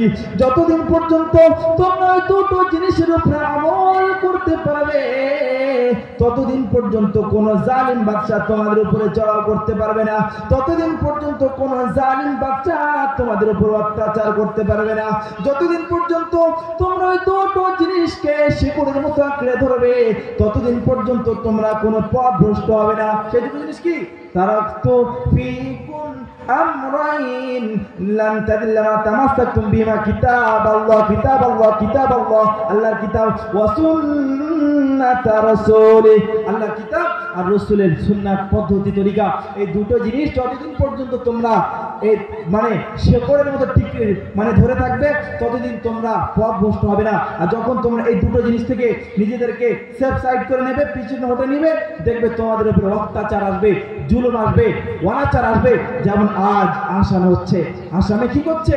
তারা আওয়াজ তুলছে মুসলমান হিন্দু হ্যাঁ ও তুমি হ্যাঁ হিন্দুস্তান হামারা। তারা আওয়াজ তুলছে আমরা হিন্দু আর এটা হিন্দুস্তান, সুতরাং এটা আমাদের বাসস্থান, তোমরা ভারত ছাড়ো। তারা আপনারা জানেন, হয়তো আপনারা তো গুগলের অনেক মাস্টার আছে, তারা যেখানে মানুষ পৌঁছাতে পারে না আপনারা হয়তো ওখানে পৌঁছে যেতে পারেন। ইউটিউব ফেসবুকের অনেক মাস্টার আছে, তারা কিন্তু অন্যান্য কাজে ব্যস্ত, কিন্তু এরা এ বিষয়ে অবগত নেই যে আমার মায়েরা, আমার মায়েদেরকে, আমাদের ভাইদেরকে, আমাদের শ্রেষ্ঠ প্রতিষ্ঠান মাদারিসগুলোকে, মাসাজিদগুলোকে তারা চূর্ণ বিচূর্ণ করে দিচ্ছে, বন্ধ করে দিচ্ছে, ভেঙে দিচ্ছে।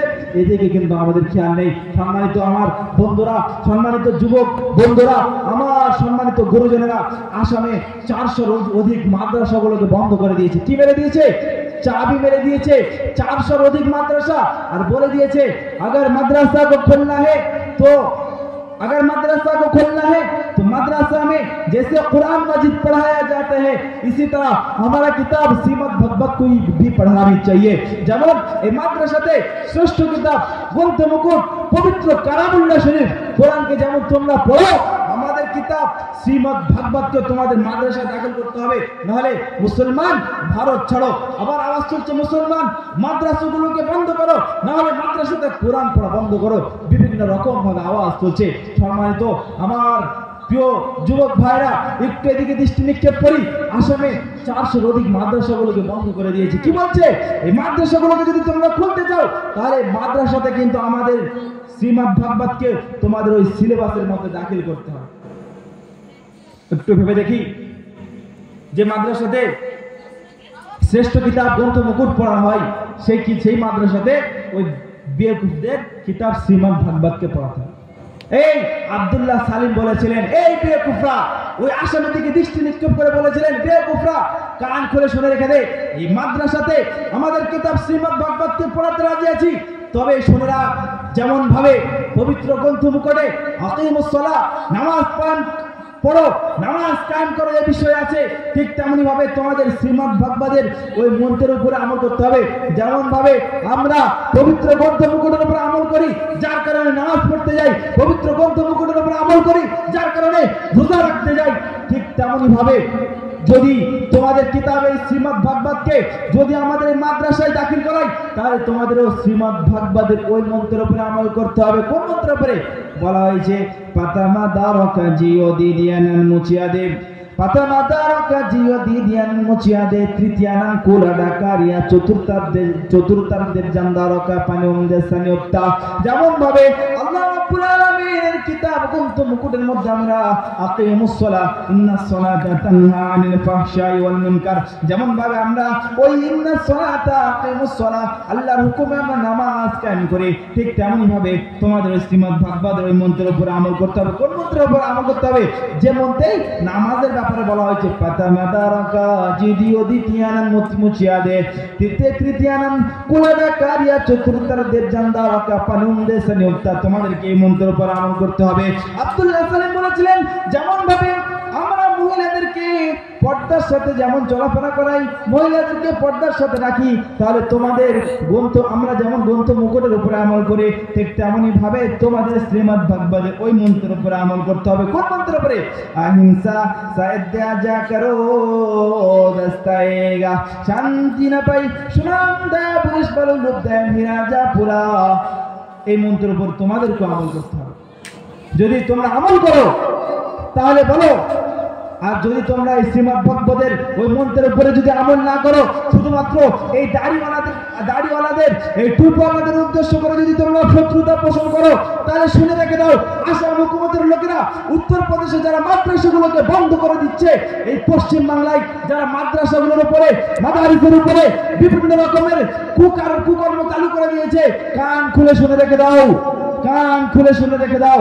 এই মাদ্রাসাতে কিন্তু ওই সমস্ত মানুষ যারা ওই ওই সমস্ত মানুষ পড়াশোনা করেছে যাদের অক্লান্ত প্রচেষ্টা যদি না থাকতো, তাদের ঘাম রক্ত ঝরানো ঘাম যদি এই জমিনে না থাকতো, তাহলে কিন্তু তোমরা এই ভারতবর্ষকে যে তোমরা স্বাধীন করেছো, আজ তো ৭৬ বছর স্বাধীন করেছো, তোমাদের এরকম স্বাধীন করতে আরো ১০০ বছর তোমাদের পিছিয়ে যেত, ১০০ বছর তোমাদের পিছিয়ে যেতে হতো যদি ও আলেম ওলামাদের খুন যদি এই ভারতবর্ষের মাটিতে যদি না থাকতো। আজ যদি এখান থেকে মাটি তুলে আর নিকড়ানো যায়, তাহলে আমাদের ওলামাদের মুসলমানদের রক্তের গন্ধ এই মাটি থেকে পাবে। সম্মানিত হাজরিন, এই ভারত স্বাধীনতা সংগ্রামে ওলামাদের অবদান তো অবশ্য অনেক আছে, তার মধ্যে আমি একজনের নাম করছি, যাকে আমরা ভারতবর্ষের সিংহদাতা বলে যাকে চিনি। আমি জানি না আপনারা কাদেরকে চেনেন, আপনারা হয়তো জানেন ক্ষুদিরাম বসু, নেতাজি নেহরুলাল, লালা লাজপত রায়, সর্দার বল্লভভাই প্যাটেল, এদেরই নাম জানেন। কিন্তু এই ভারতবর্ষের মাটিকে স্বাধীন করার পিছনে যে আমাদের মতো এই দাড়িওয়ালা টুপিওয়ালারা এই ভারতবর্ষকে স্বাধীন করেছে, এ বিষয়ে আপনারা অবগত নেই, আপনারা জানেন না। এই বদতমিজ বেহায়া ব্রিটিশরা তারা এই দিল্লির চাঁদনি চক থেকে নিয়ে আর খয়বার পর্যন্ত একটা সড়ক চলে গেছে, যে সড়কের দুই পাশে বলা হয়েছে যে মিস্টার ট্যামসন, ঐতিহাসিক মিস্টার ট্যামসন তার জীবনীতে লিখেছে যে দিল্লির চাঁদনি চক থেকে নিয়ে আর খয়বার পর্যন্ত একটা সড়ক চলে গেছে। বলা হয়েছে এই সড়কের আশেপাশে যতগুলো গাছ ছিল, এমন কোনো গাছ ছিল না যে গাছে কোনো আলেম ওলামাকে ফাঁসি দেওয়া হয়নি। লক্ষ লক্ষ আলেমদেরকে, লক্ষ লক্ষ ওলামাদেরকে ফাঁসি দেওয়া হয়েছিল। যেমন মাওলানা মোহাম্মদ আলীর কথা আমি বলি, যিনি এই স্বাধীনতা সংগ্রামের জন্য গ্রামে গঞ্জে শহরে নগরে জ্বালাময়ী ভাষণ দিয়ে বেড়াতেন। চিকিৎসকরা বলেছিলেন, তার মুখ দিয়ে রক্তটা শুরু হয়েছিল, চিকিৎসকরা বলেছিলেন আপনি কিছুদিন বক্তৃতা দেওয়া বন্ধ রাখেন, নাহলে এই রক্ত উত্তরটা আপনি শেষ হয়ে যাবেন। মাওলানা মোহাম্মদ আলী বলেছিলেন, এই অবস্থায় তিনি লন্ডনে পৌঁছেছিলেন। লন্ডন, ইংরেজরা যেখানে উৎপত্তি, সেখানে লন্ডনে গিয়ে বলেছিলেন, হে লন্ডনের মানুষেরা, তোমরা যদি আমাকে এই আমাদের ভারতবর্ষে স্বাধীনতা দাও, তাহলে আমি ওই দেশে ফিরে যাব, অন্যথায় গোলামের দেশে আমি ফিরে যেতে চাই না। ইংরেজদের বুকের উপরে বসে বলেছিলেন। সেই মাওলানা মোহাম্মদ আলীকে কিন্তু কোন ইংরেজ মারতে পারেনি। মঙ্গলবার 1900 কত সালে ঠিক এখন স্মরণ আসছে না, মঙ্গলবার দিন 7 বার আল্লাহু আকবার, আল্লাহু আকবার, আল্লাহু আকবার বলে মাওলানা মোহাম্মদ আলী দেহ ত্যাগ করেছিলেন। আর তিনি মরণের আগে বলেছিলেন যে আমার দেহ যেন ভারতবর্ষে ফিরে না যায়, তাই তার মৃতদেহ ওই জেরুজালেমের মাটিতে রাখা হয়েছিল। সম্মানিত হাজরিন, সেই সমস্ত আলেম ওলামাদের স্বাধীন চেতনায় আজ আমরা এরকম সুন্দরভাবে বসবাস করতে পারছি। কিন্তু আমরা ওই দুটো জিনিস ছেড়ে দিয়েছি, যার কারণে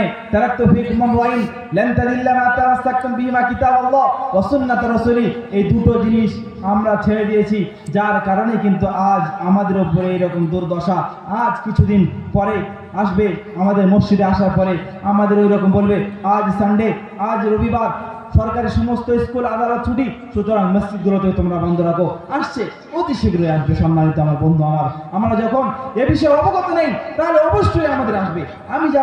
আমি মাদ্রাসায় থাকি, ভোলা লক্ষ্মীকান্তপুর মাদারপাড়া ফকির সাহেবের মাদ্রাসায়, আমি ওখানে শিক্ষকতা করি। আর সাইডে একটা মসজিদে নামাজ পড়াই। আমার মসজিদের একটা ঘটনা, কয়েকদিন আগের ঘটনা আমি বলি শুনুন।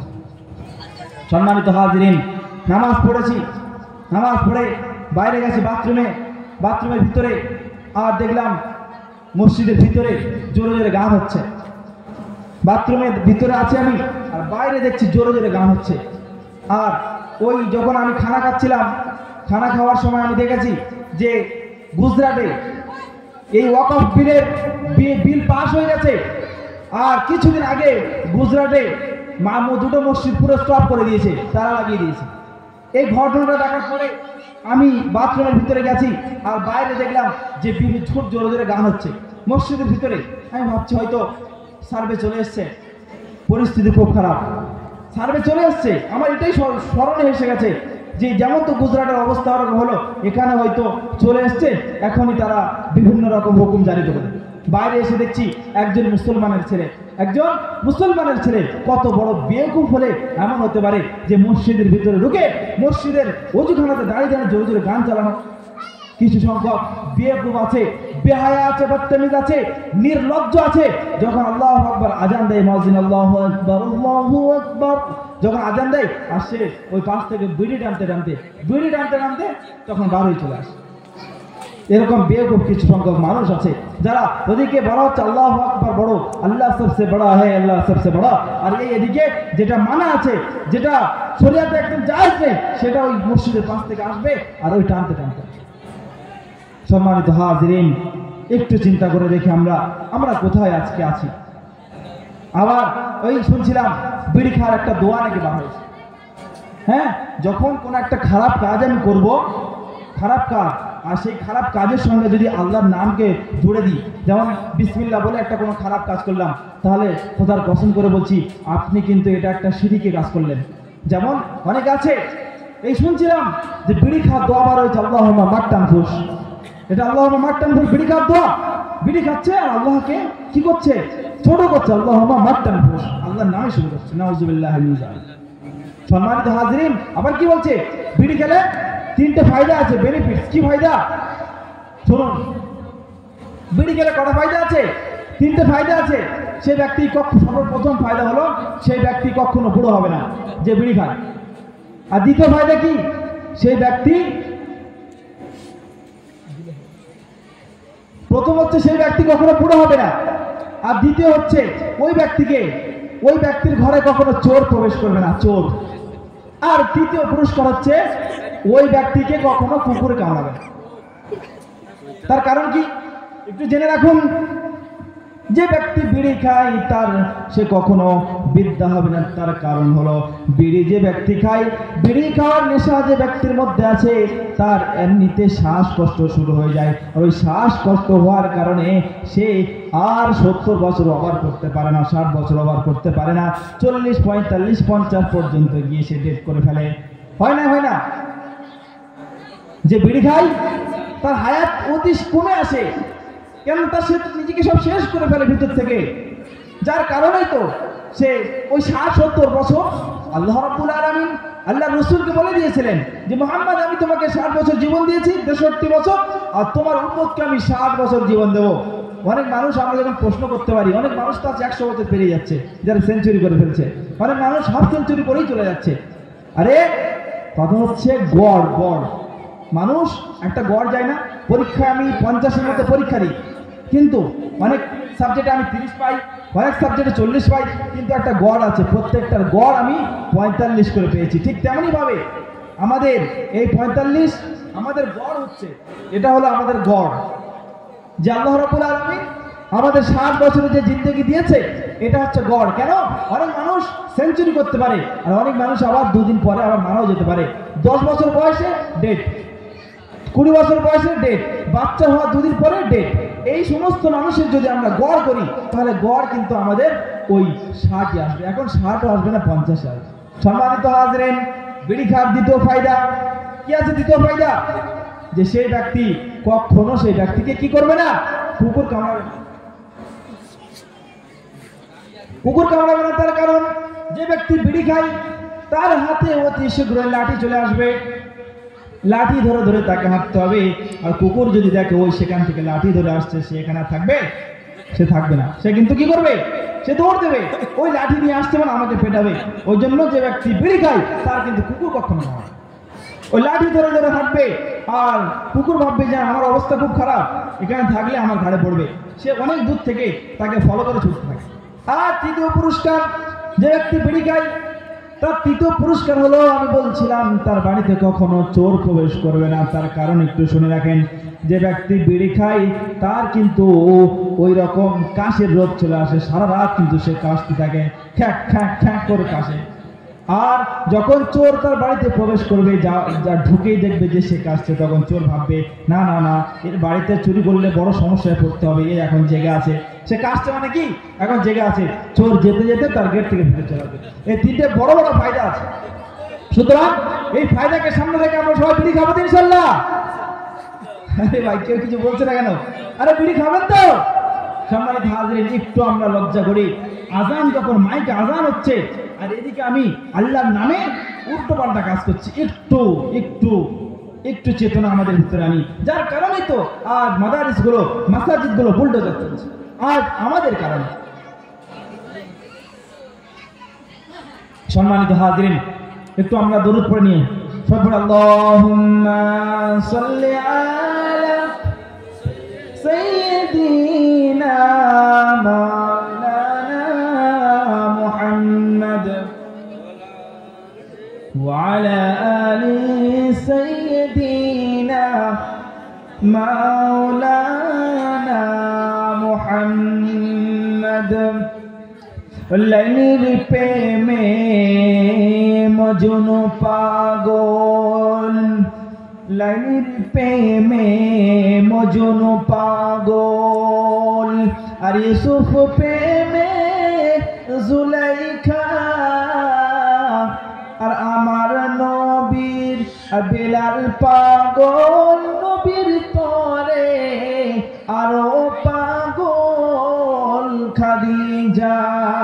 জোরে জোরে আল্লাহুম্মা, আর মুহাব্বতের সাথে আল্লাহুম্মা সাল্লি আলা সাইয়্যিদিনা মাওলানা মুহাম্মদ ওয়া আলা আলি সাইয়্যিদিনা মাওলানা মুহাম্মদ। ও মা হাজেরা পাগল হলো এক ফোঁটা পানির তরে, আর সাফা মারোয়া সাই করে, পিপাসা মিটিবে কি করে, আর এক ফোঁটা পানির তরে, আর এক ফোঁটা পানির তরে বিবি হাজেরা ফেটে যায়, আর আমার নবীর ওসিলাতে আবে জমজম জারি হয়। আল্লাহুম্মা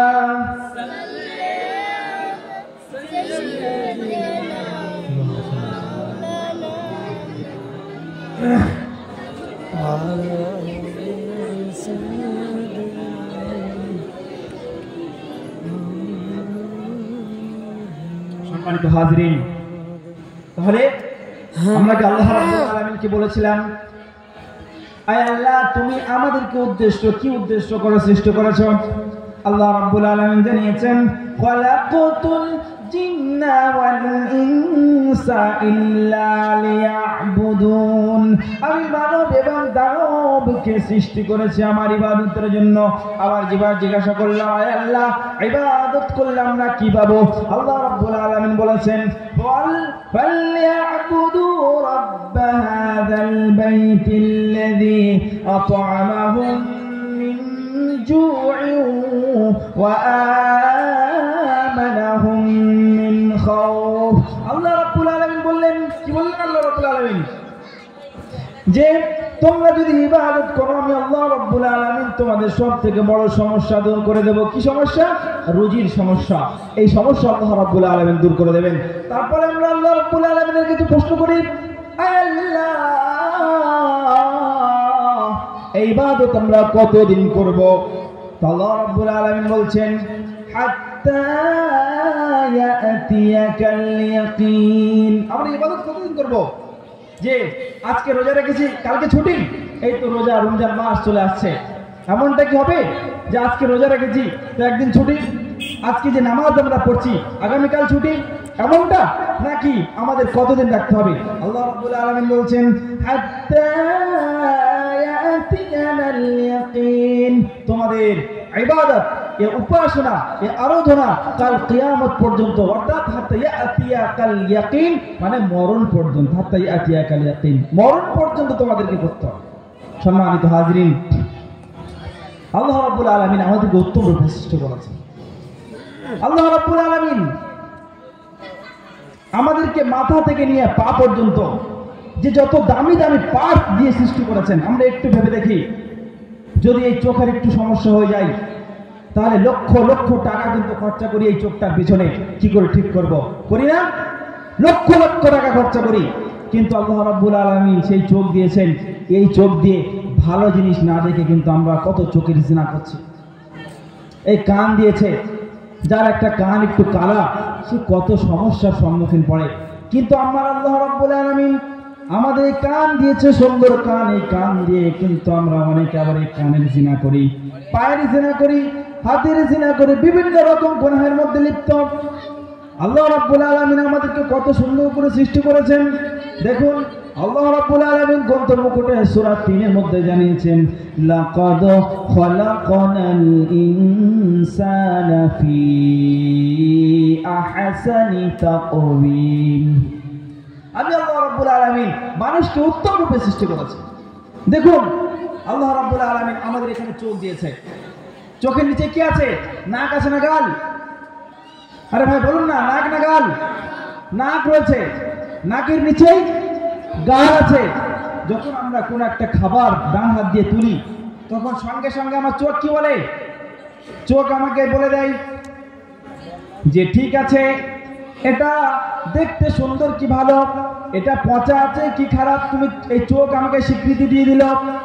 সঙ্গে সঙ্গে নাক বলে দিল এটা বাসি নাকি টাটকা।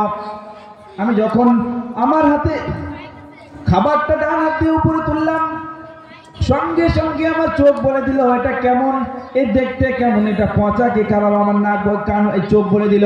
সঙ্গে সঙ্গে নাকে আমি সেন্ট পেয়ে গেলাম, আর নাক আমার স্বীকৃতি দিয়ে দিল এটা পচা কি বাসি কি টাটকা। আর যখন আমি ওই মালটা মুখের মধ্যে প্রবেশ করলাম, সঙ্গে সঙ্গে আমার জিহ্বা বলে দিল এটা মিষ্টি কি তেতো টক কি ঝাল, বলে দেয় না? সঙ্গে সঙ্গে যখন আমি একটা খাবার তুলি, আমার চোখ স্বীকৃতি দিয়ে দেয় এটা ভালো নাকি খারাপ, এটা কালো কি সাদা, এটা লাল কি ব্লু। সঙ্গে সঙ্গে আমার নাক বলে দেয় এটা পচা নাকি টাটকা। সঙ্গে সঙ্গে যখন ওই খাবারটা আমি মুখের মধ্যে প্রবেশ করি, আমার মুখ তখন বলে দেয় এটা মিষ্টি কি তেতো টক কি ঝাল।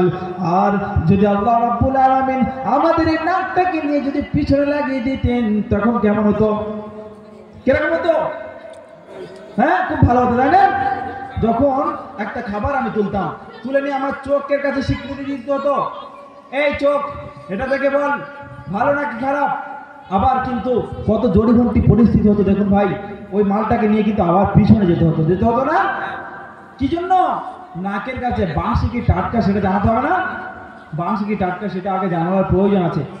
বাঁশি কি টাটকা, ওখানে আবার নাক স্বীকৃতি দিয়ে দিলে আবার আমাদের কি হতো? মুখে আনতে হতো না? কিন্তু আল্লাহ রাব্বুল আলামিন কত সুন্দর করে সৃষ্টি করেছেন, বলেছেন লাকাদ খলাকনাল ইনসানা ফি আহসানি তাকওয়িম। আমি মানুষকে উত্তম রূপে সৃষ্টি করেছি। একবার জোরে বলি না সুবহানাল্লাহ, আরেকটু জোরে বলি না সুবহানাল্লাহ, আরেকটু জোরে বলি সুবহানাল্লাহ। আল্লাহ রাব্বুল আলামিন আমাদেরকে কত সুন্দর করে সৃষ্টি করেছেন। দেখুন একটা ঘটনা বললে বুঝতে পারবেন। এই হারুন আর রশিদ বাদশার কেউ নাম শুনেছেন? হারুন আর রশিদ বাদশাহ, আর কেউ নাম শুনেননি?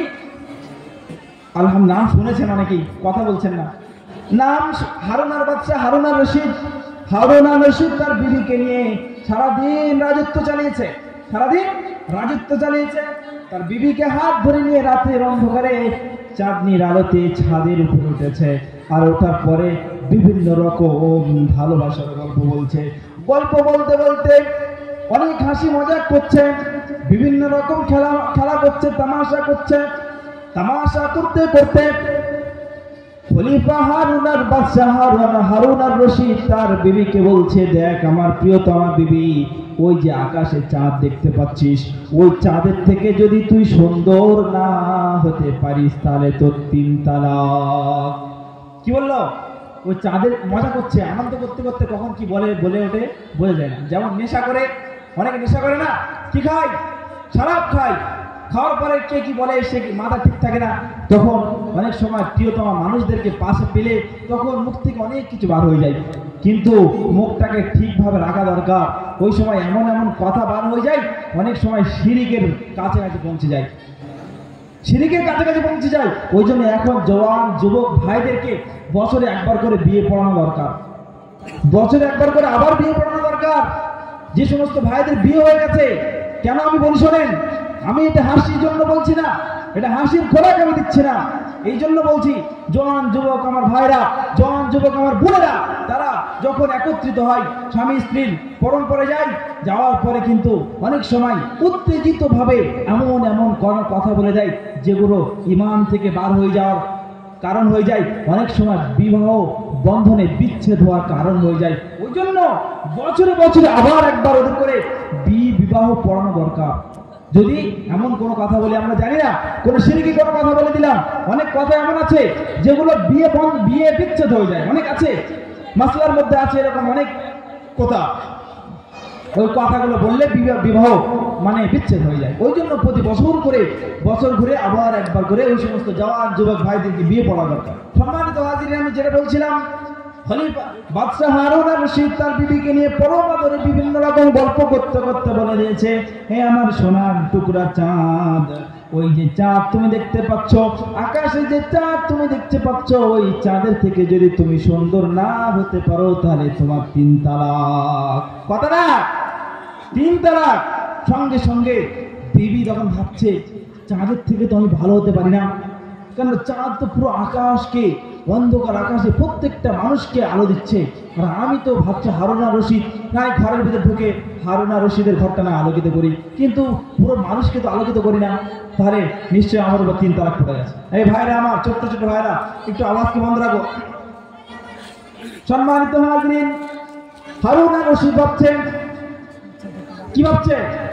হারুন আর রশিদ মাথায় হাত পড়ে গেছেন, আর এদিকে হারুন আর রশিদের বিবি সে চিন্তায় পড়ে গেছে, বাড়ির ভিতরে ঢুকে দরজা লাগিয়ে দিয়েছে, ঘরের ভিতরে ঢোকার পরে দরজা লাগিয়ে দিয়েছে,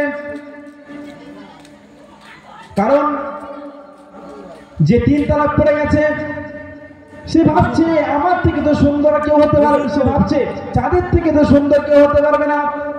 তার জানা নেই আসলে, সে তো জানে যে চাঁদ পুরো দুনিয়া তালাক হচ্ছে, আর আমি একটা মানুষের বিবি হয়ে আমি তো মাত্র একটা ঘরকে আলো করি, সুতরাং তালাক পড়ে গেছে।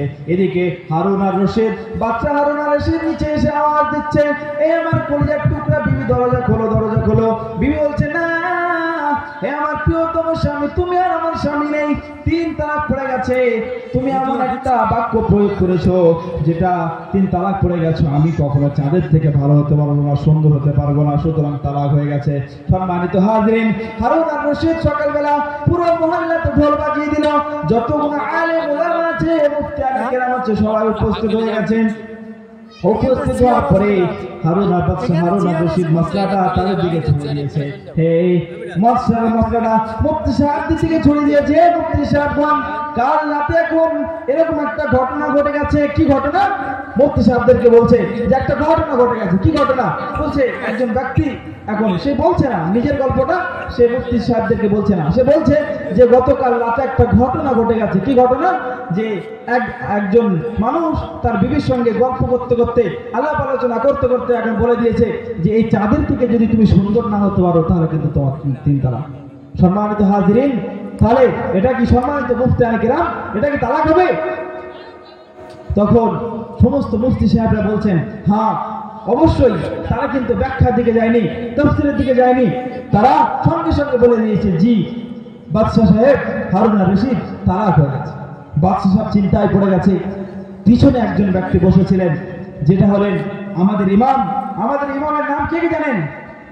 আমরা শুধু জলসা দিলাম, সারা রাত জাগলাম, কিছুক্ষণ পরে পরে চা খেলাম, আর সকালে ঘুমিয়ে পড়লাম, ফজরের নামাজ কাজা, শুধু রমজান মাসে রোজা রাখলাম, আর সারা বছরে কোনো খবর নেই। সম্মানিত হাজিরিন, কোনো ফায়দা হবে না, শোনার মধ্যে কোনো কামিয়াবি নেই, আর বলার মধ্যেও কোনো কামিয়াবি নেই। শোনা এবং বলার মধ্যেই শোনা এবং বলে কোনো কামিয়াবি নেই, মানার মধ্যেই কামিয়াবি। আমরা জানি না আমাদের ইমামকে, কিন্তু আমরা নামাজ পড়ি, আমরা রোজা রাখি, তানারি মতামত মতো আমরা নামাজ রোজা করি, কিন্তু আমাদের ইমাম আমরা জানি না। আমাদের ইমাম হচ্ছে ইমামে নুমান বিন সাবিত, ইমামে আবু হানিফা রাহমাতুল্লাহ আলাইহি। তো খলিফা বাদশাহ হারুন আর রশিদ যখন এই মসলাটা সবাইকে ছুড়ে দিয়েছে যে তোমরা একটি মসজিদ হল করে দাও, তালাক হয়েছে কিনা। সম্মানিত হাজিরিন, তখন সবাই বলছে জি হ্যাঁ তালাক পড়ে গেছে। কিন্তু আমাদের ইমাম আবু হানিফা নু'মান বিন সাবিত, তার একটা শিষ্য আবু ইউসুফ রাহমাতুল্লাহ আলাইহি, সে পিছনে বসেছিলেন, জড়সড় হয়ে বসে আছেন। জিজ্ঞাসা করা হচ্ছে কি ব্যাপার, তুমি কিছু বলছো না কেন? তখন ওই পিছনে যে বসে আছেন ইমামে আবু ইউসুফ রাহমাতুল্লাহ আলাইহি, তিনি বলছেন যে জি বাদশা সাহেব, তালাক পড়েনি। সত্যি তালাক পড়েনি? তখন বলছে না তালাক পড়েনি। তখন অন্যান্য মুফতি সাহেবরা বলছেন, এই বাপ বেটা, তোমার শিক্ষক কি বড় মুফতি সাহেব বলে তুমিও কি ফতোয়া এরকম বড় বড় দিয়ে দেবে? যেহেতু একটা মহিলা এই চাঁদের থেকে কি করে সুন্দর হতে পারে? তালাক পড়ে গেছে, তুমি বলছো তালাক হয়নি। তখন ইমাম আবু ইউসুফ রাহমাতুল্লাহ আলাইহি বলছেন, ঠিক আছে আপনারা শুনুন, আমি আপনাদের সম্মুখে একটু তেলাওয়াত করছি। বলে ইমাম ইউসুফ রাহমাতুল্লাহ আলাইহি তেলাওয়াত করছেন, আউযু বিল্লাহি মিনাশ শাইতানির রাজীম, বিসমিল্লাহির রাহমানির রহিম, ওয়াত-তিনি ওয়াজ-যাইতুনি ওয়া তুরি সিনিনা ওয়া হাযাল বালাদিল আমিন, লাকাদ খালাকনাল কমারা ফি আহসানি তাকওয়িম।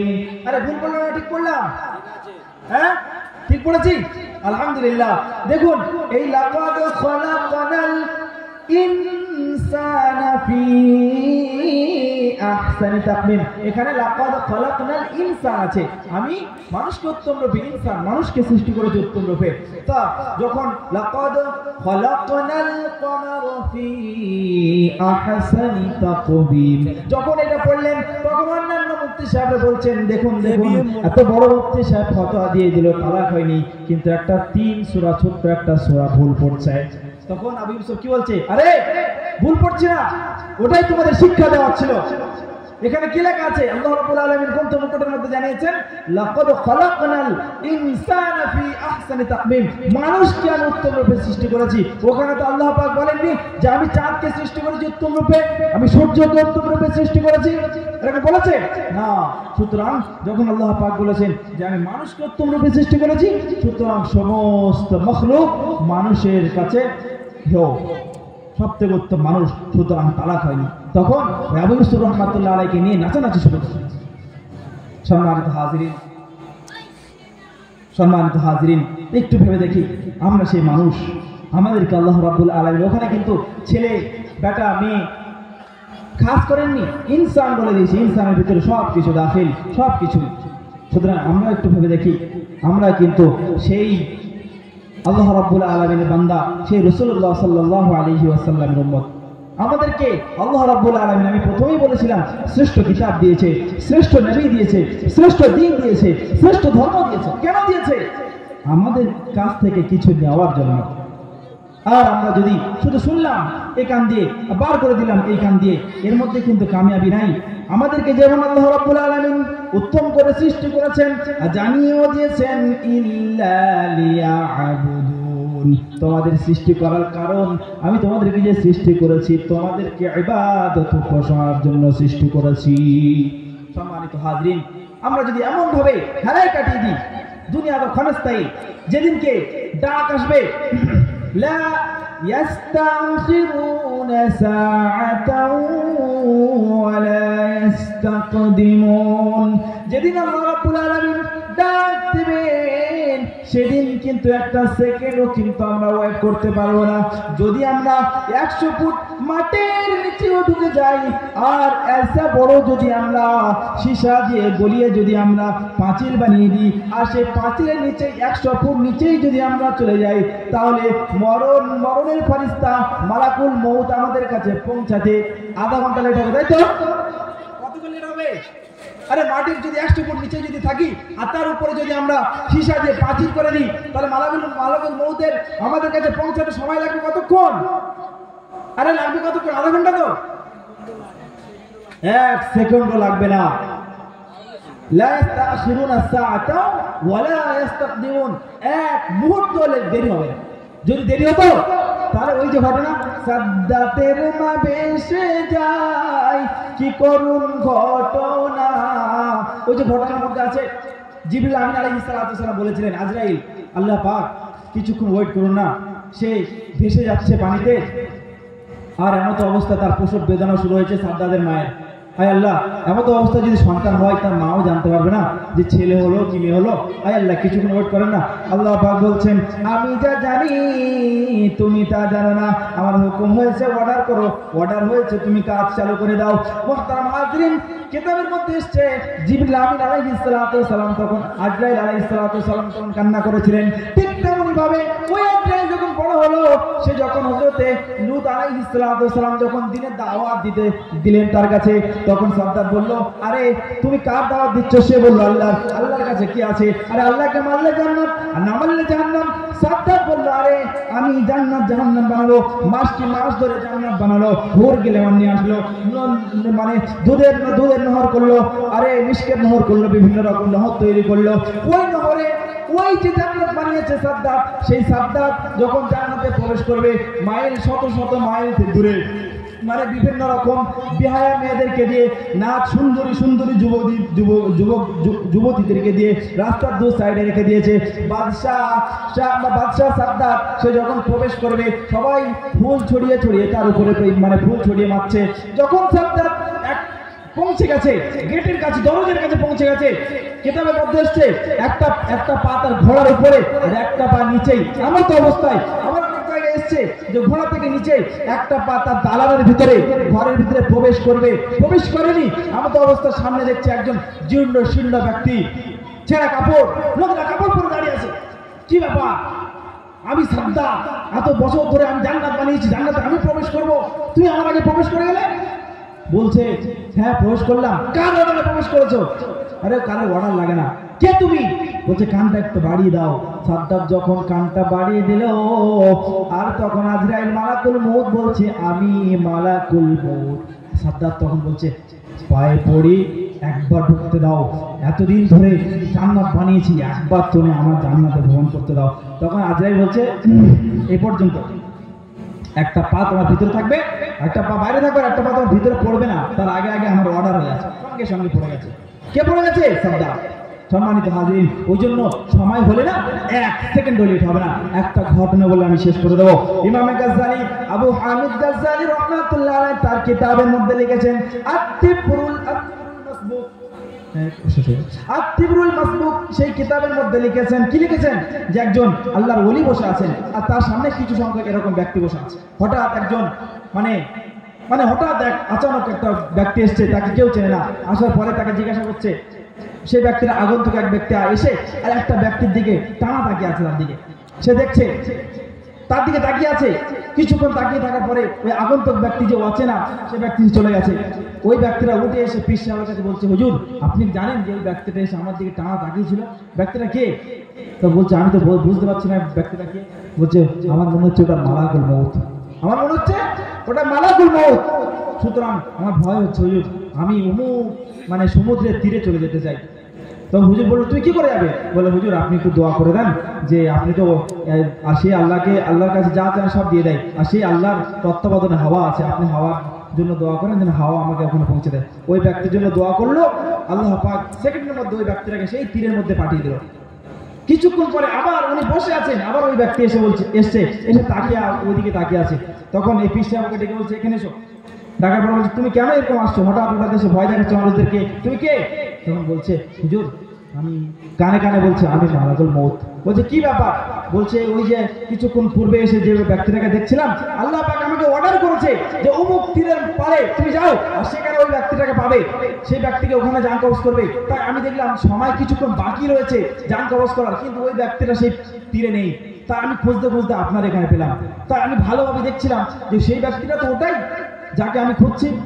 তো ভাবলাম যে যাই হোক, অনেকক্ষণ দেখার পরে যখন আমার টাইম হয়ে আসছে, তখন আমি আবার সেই তীরে চলে গেছি। গিয়ে দেখছি যে আমি গিয়ে দেখছি সেই ব্যক্তি ওখানে আছে। দেখুন, সেকেন্ডের মধ্যে মানুষ কোথা থেকে কোথা চলে যায়। তো ওই জন্য মৃত্যু 1 সেকেন্ড ওয়েট করবে না, চলে যেতে হবে আমাদের সবাইকে। তবে সেই ব্যক্তি কিন্তু উত্তম, যে এই চলে যাওয়ার আগে আগে, চলে যাওয়ার পরবর্তী যে সামানগুলো লাগে, সেই সামানগুলো তৈরি করে নিয়ে যাবে। সম্মানিত হাজিরিন, আমরা যারা এখানে বসে আছি, আমরা এখন তো আলহামদুলিল্লাহ জওয়ান যুবক, সুস্থ সবল শরীর আছি। আমরা মরণের পরের সামান তৈরি করবো তো ইনশাআল্লাহ। হাত তুলে দেখা ইনশাআল্লাহ, সবাই হাত তুলি তৈরি করবো ইনশাআল্লাহ। আল্লাহ রাব্বুল আলামিন আমাদেরকে মরণের পরে সামান তৈরি করার তৌফিক দান করুক। ওয়া আখির দাওয়ানা আলহামদুলিল্লাহি রাব্বিল আলামিন।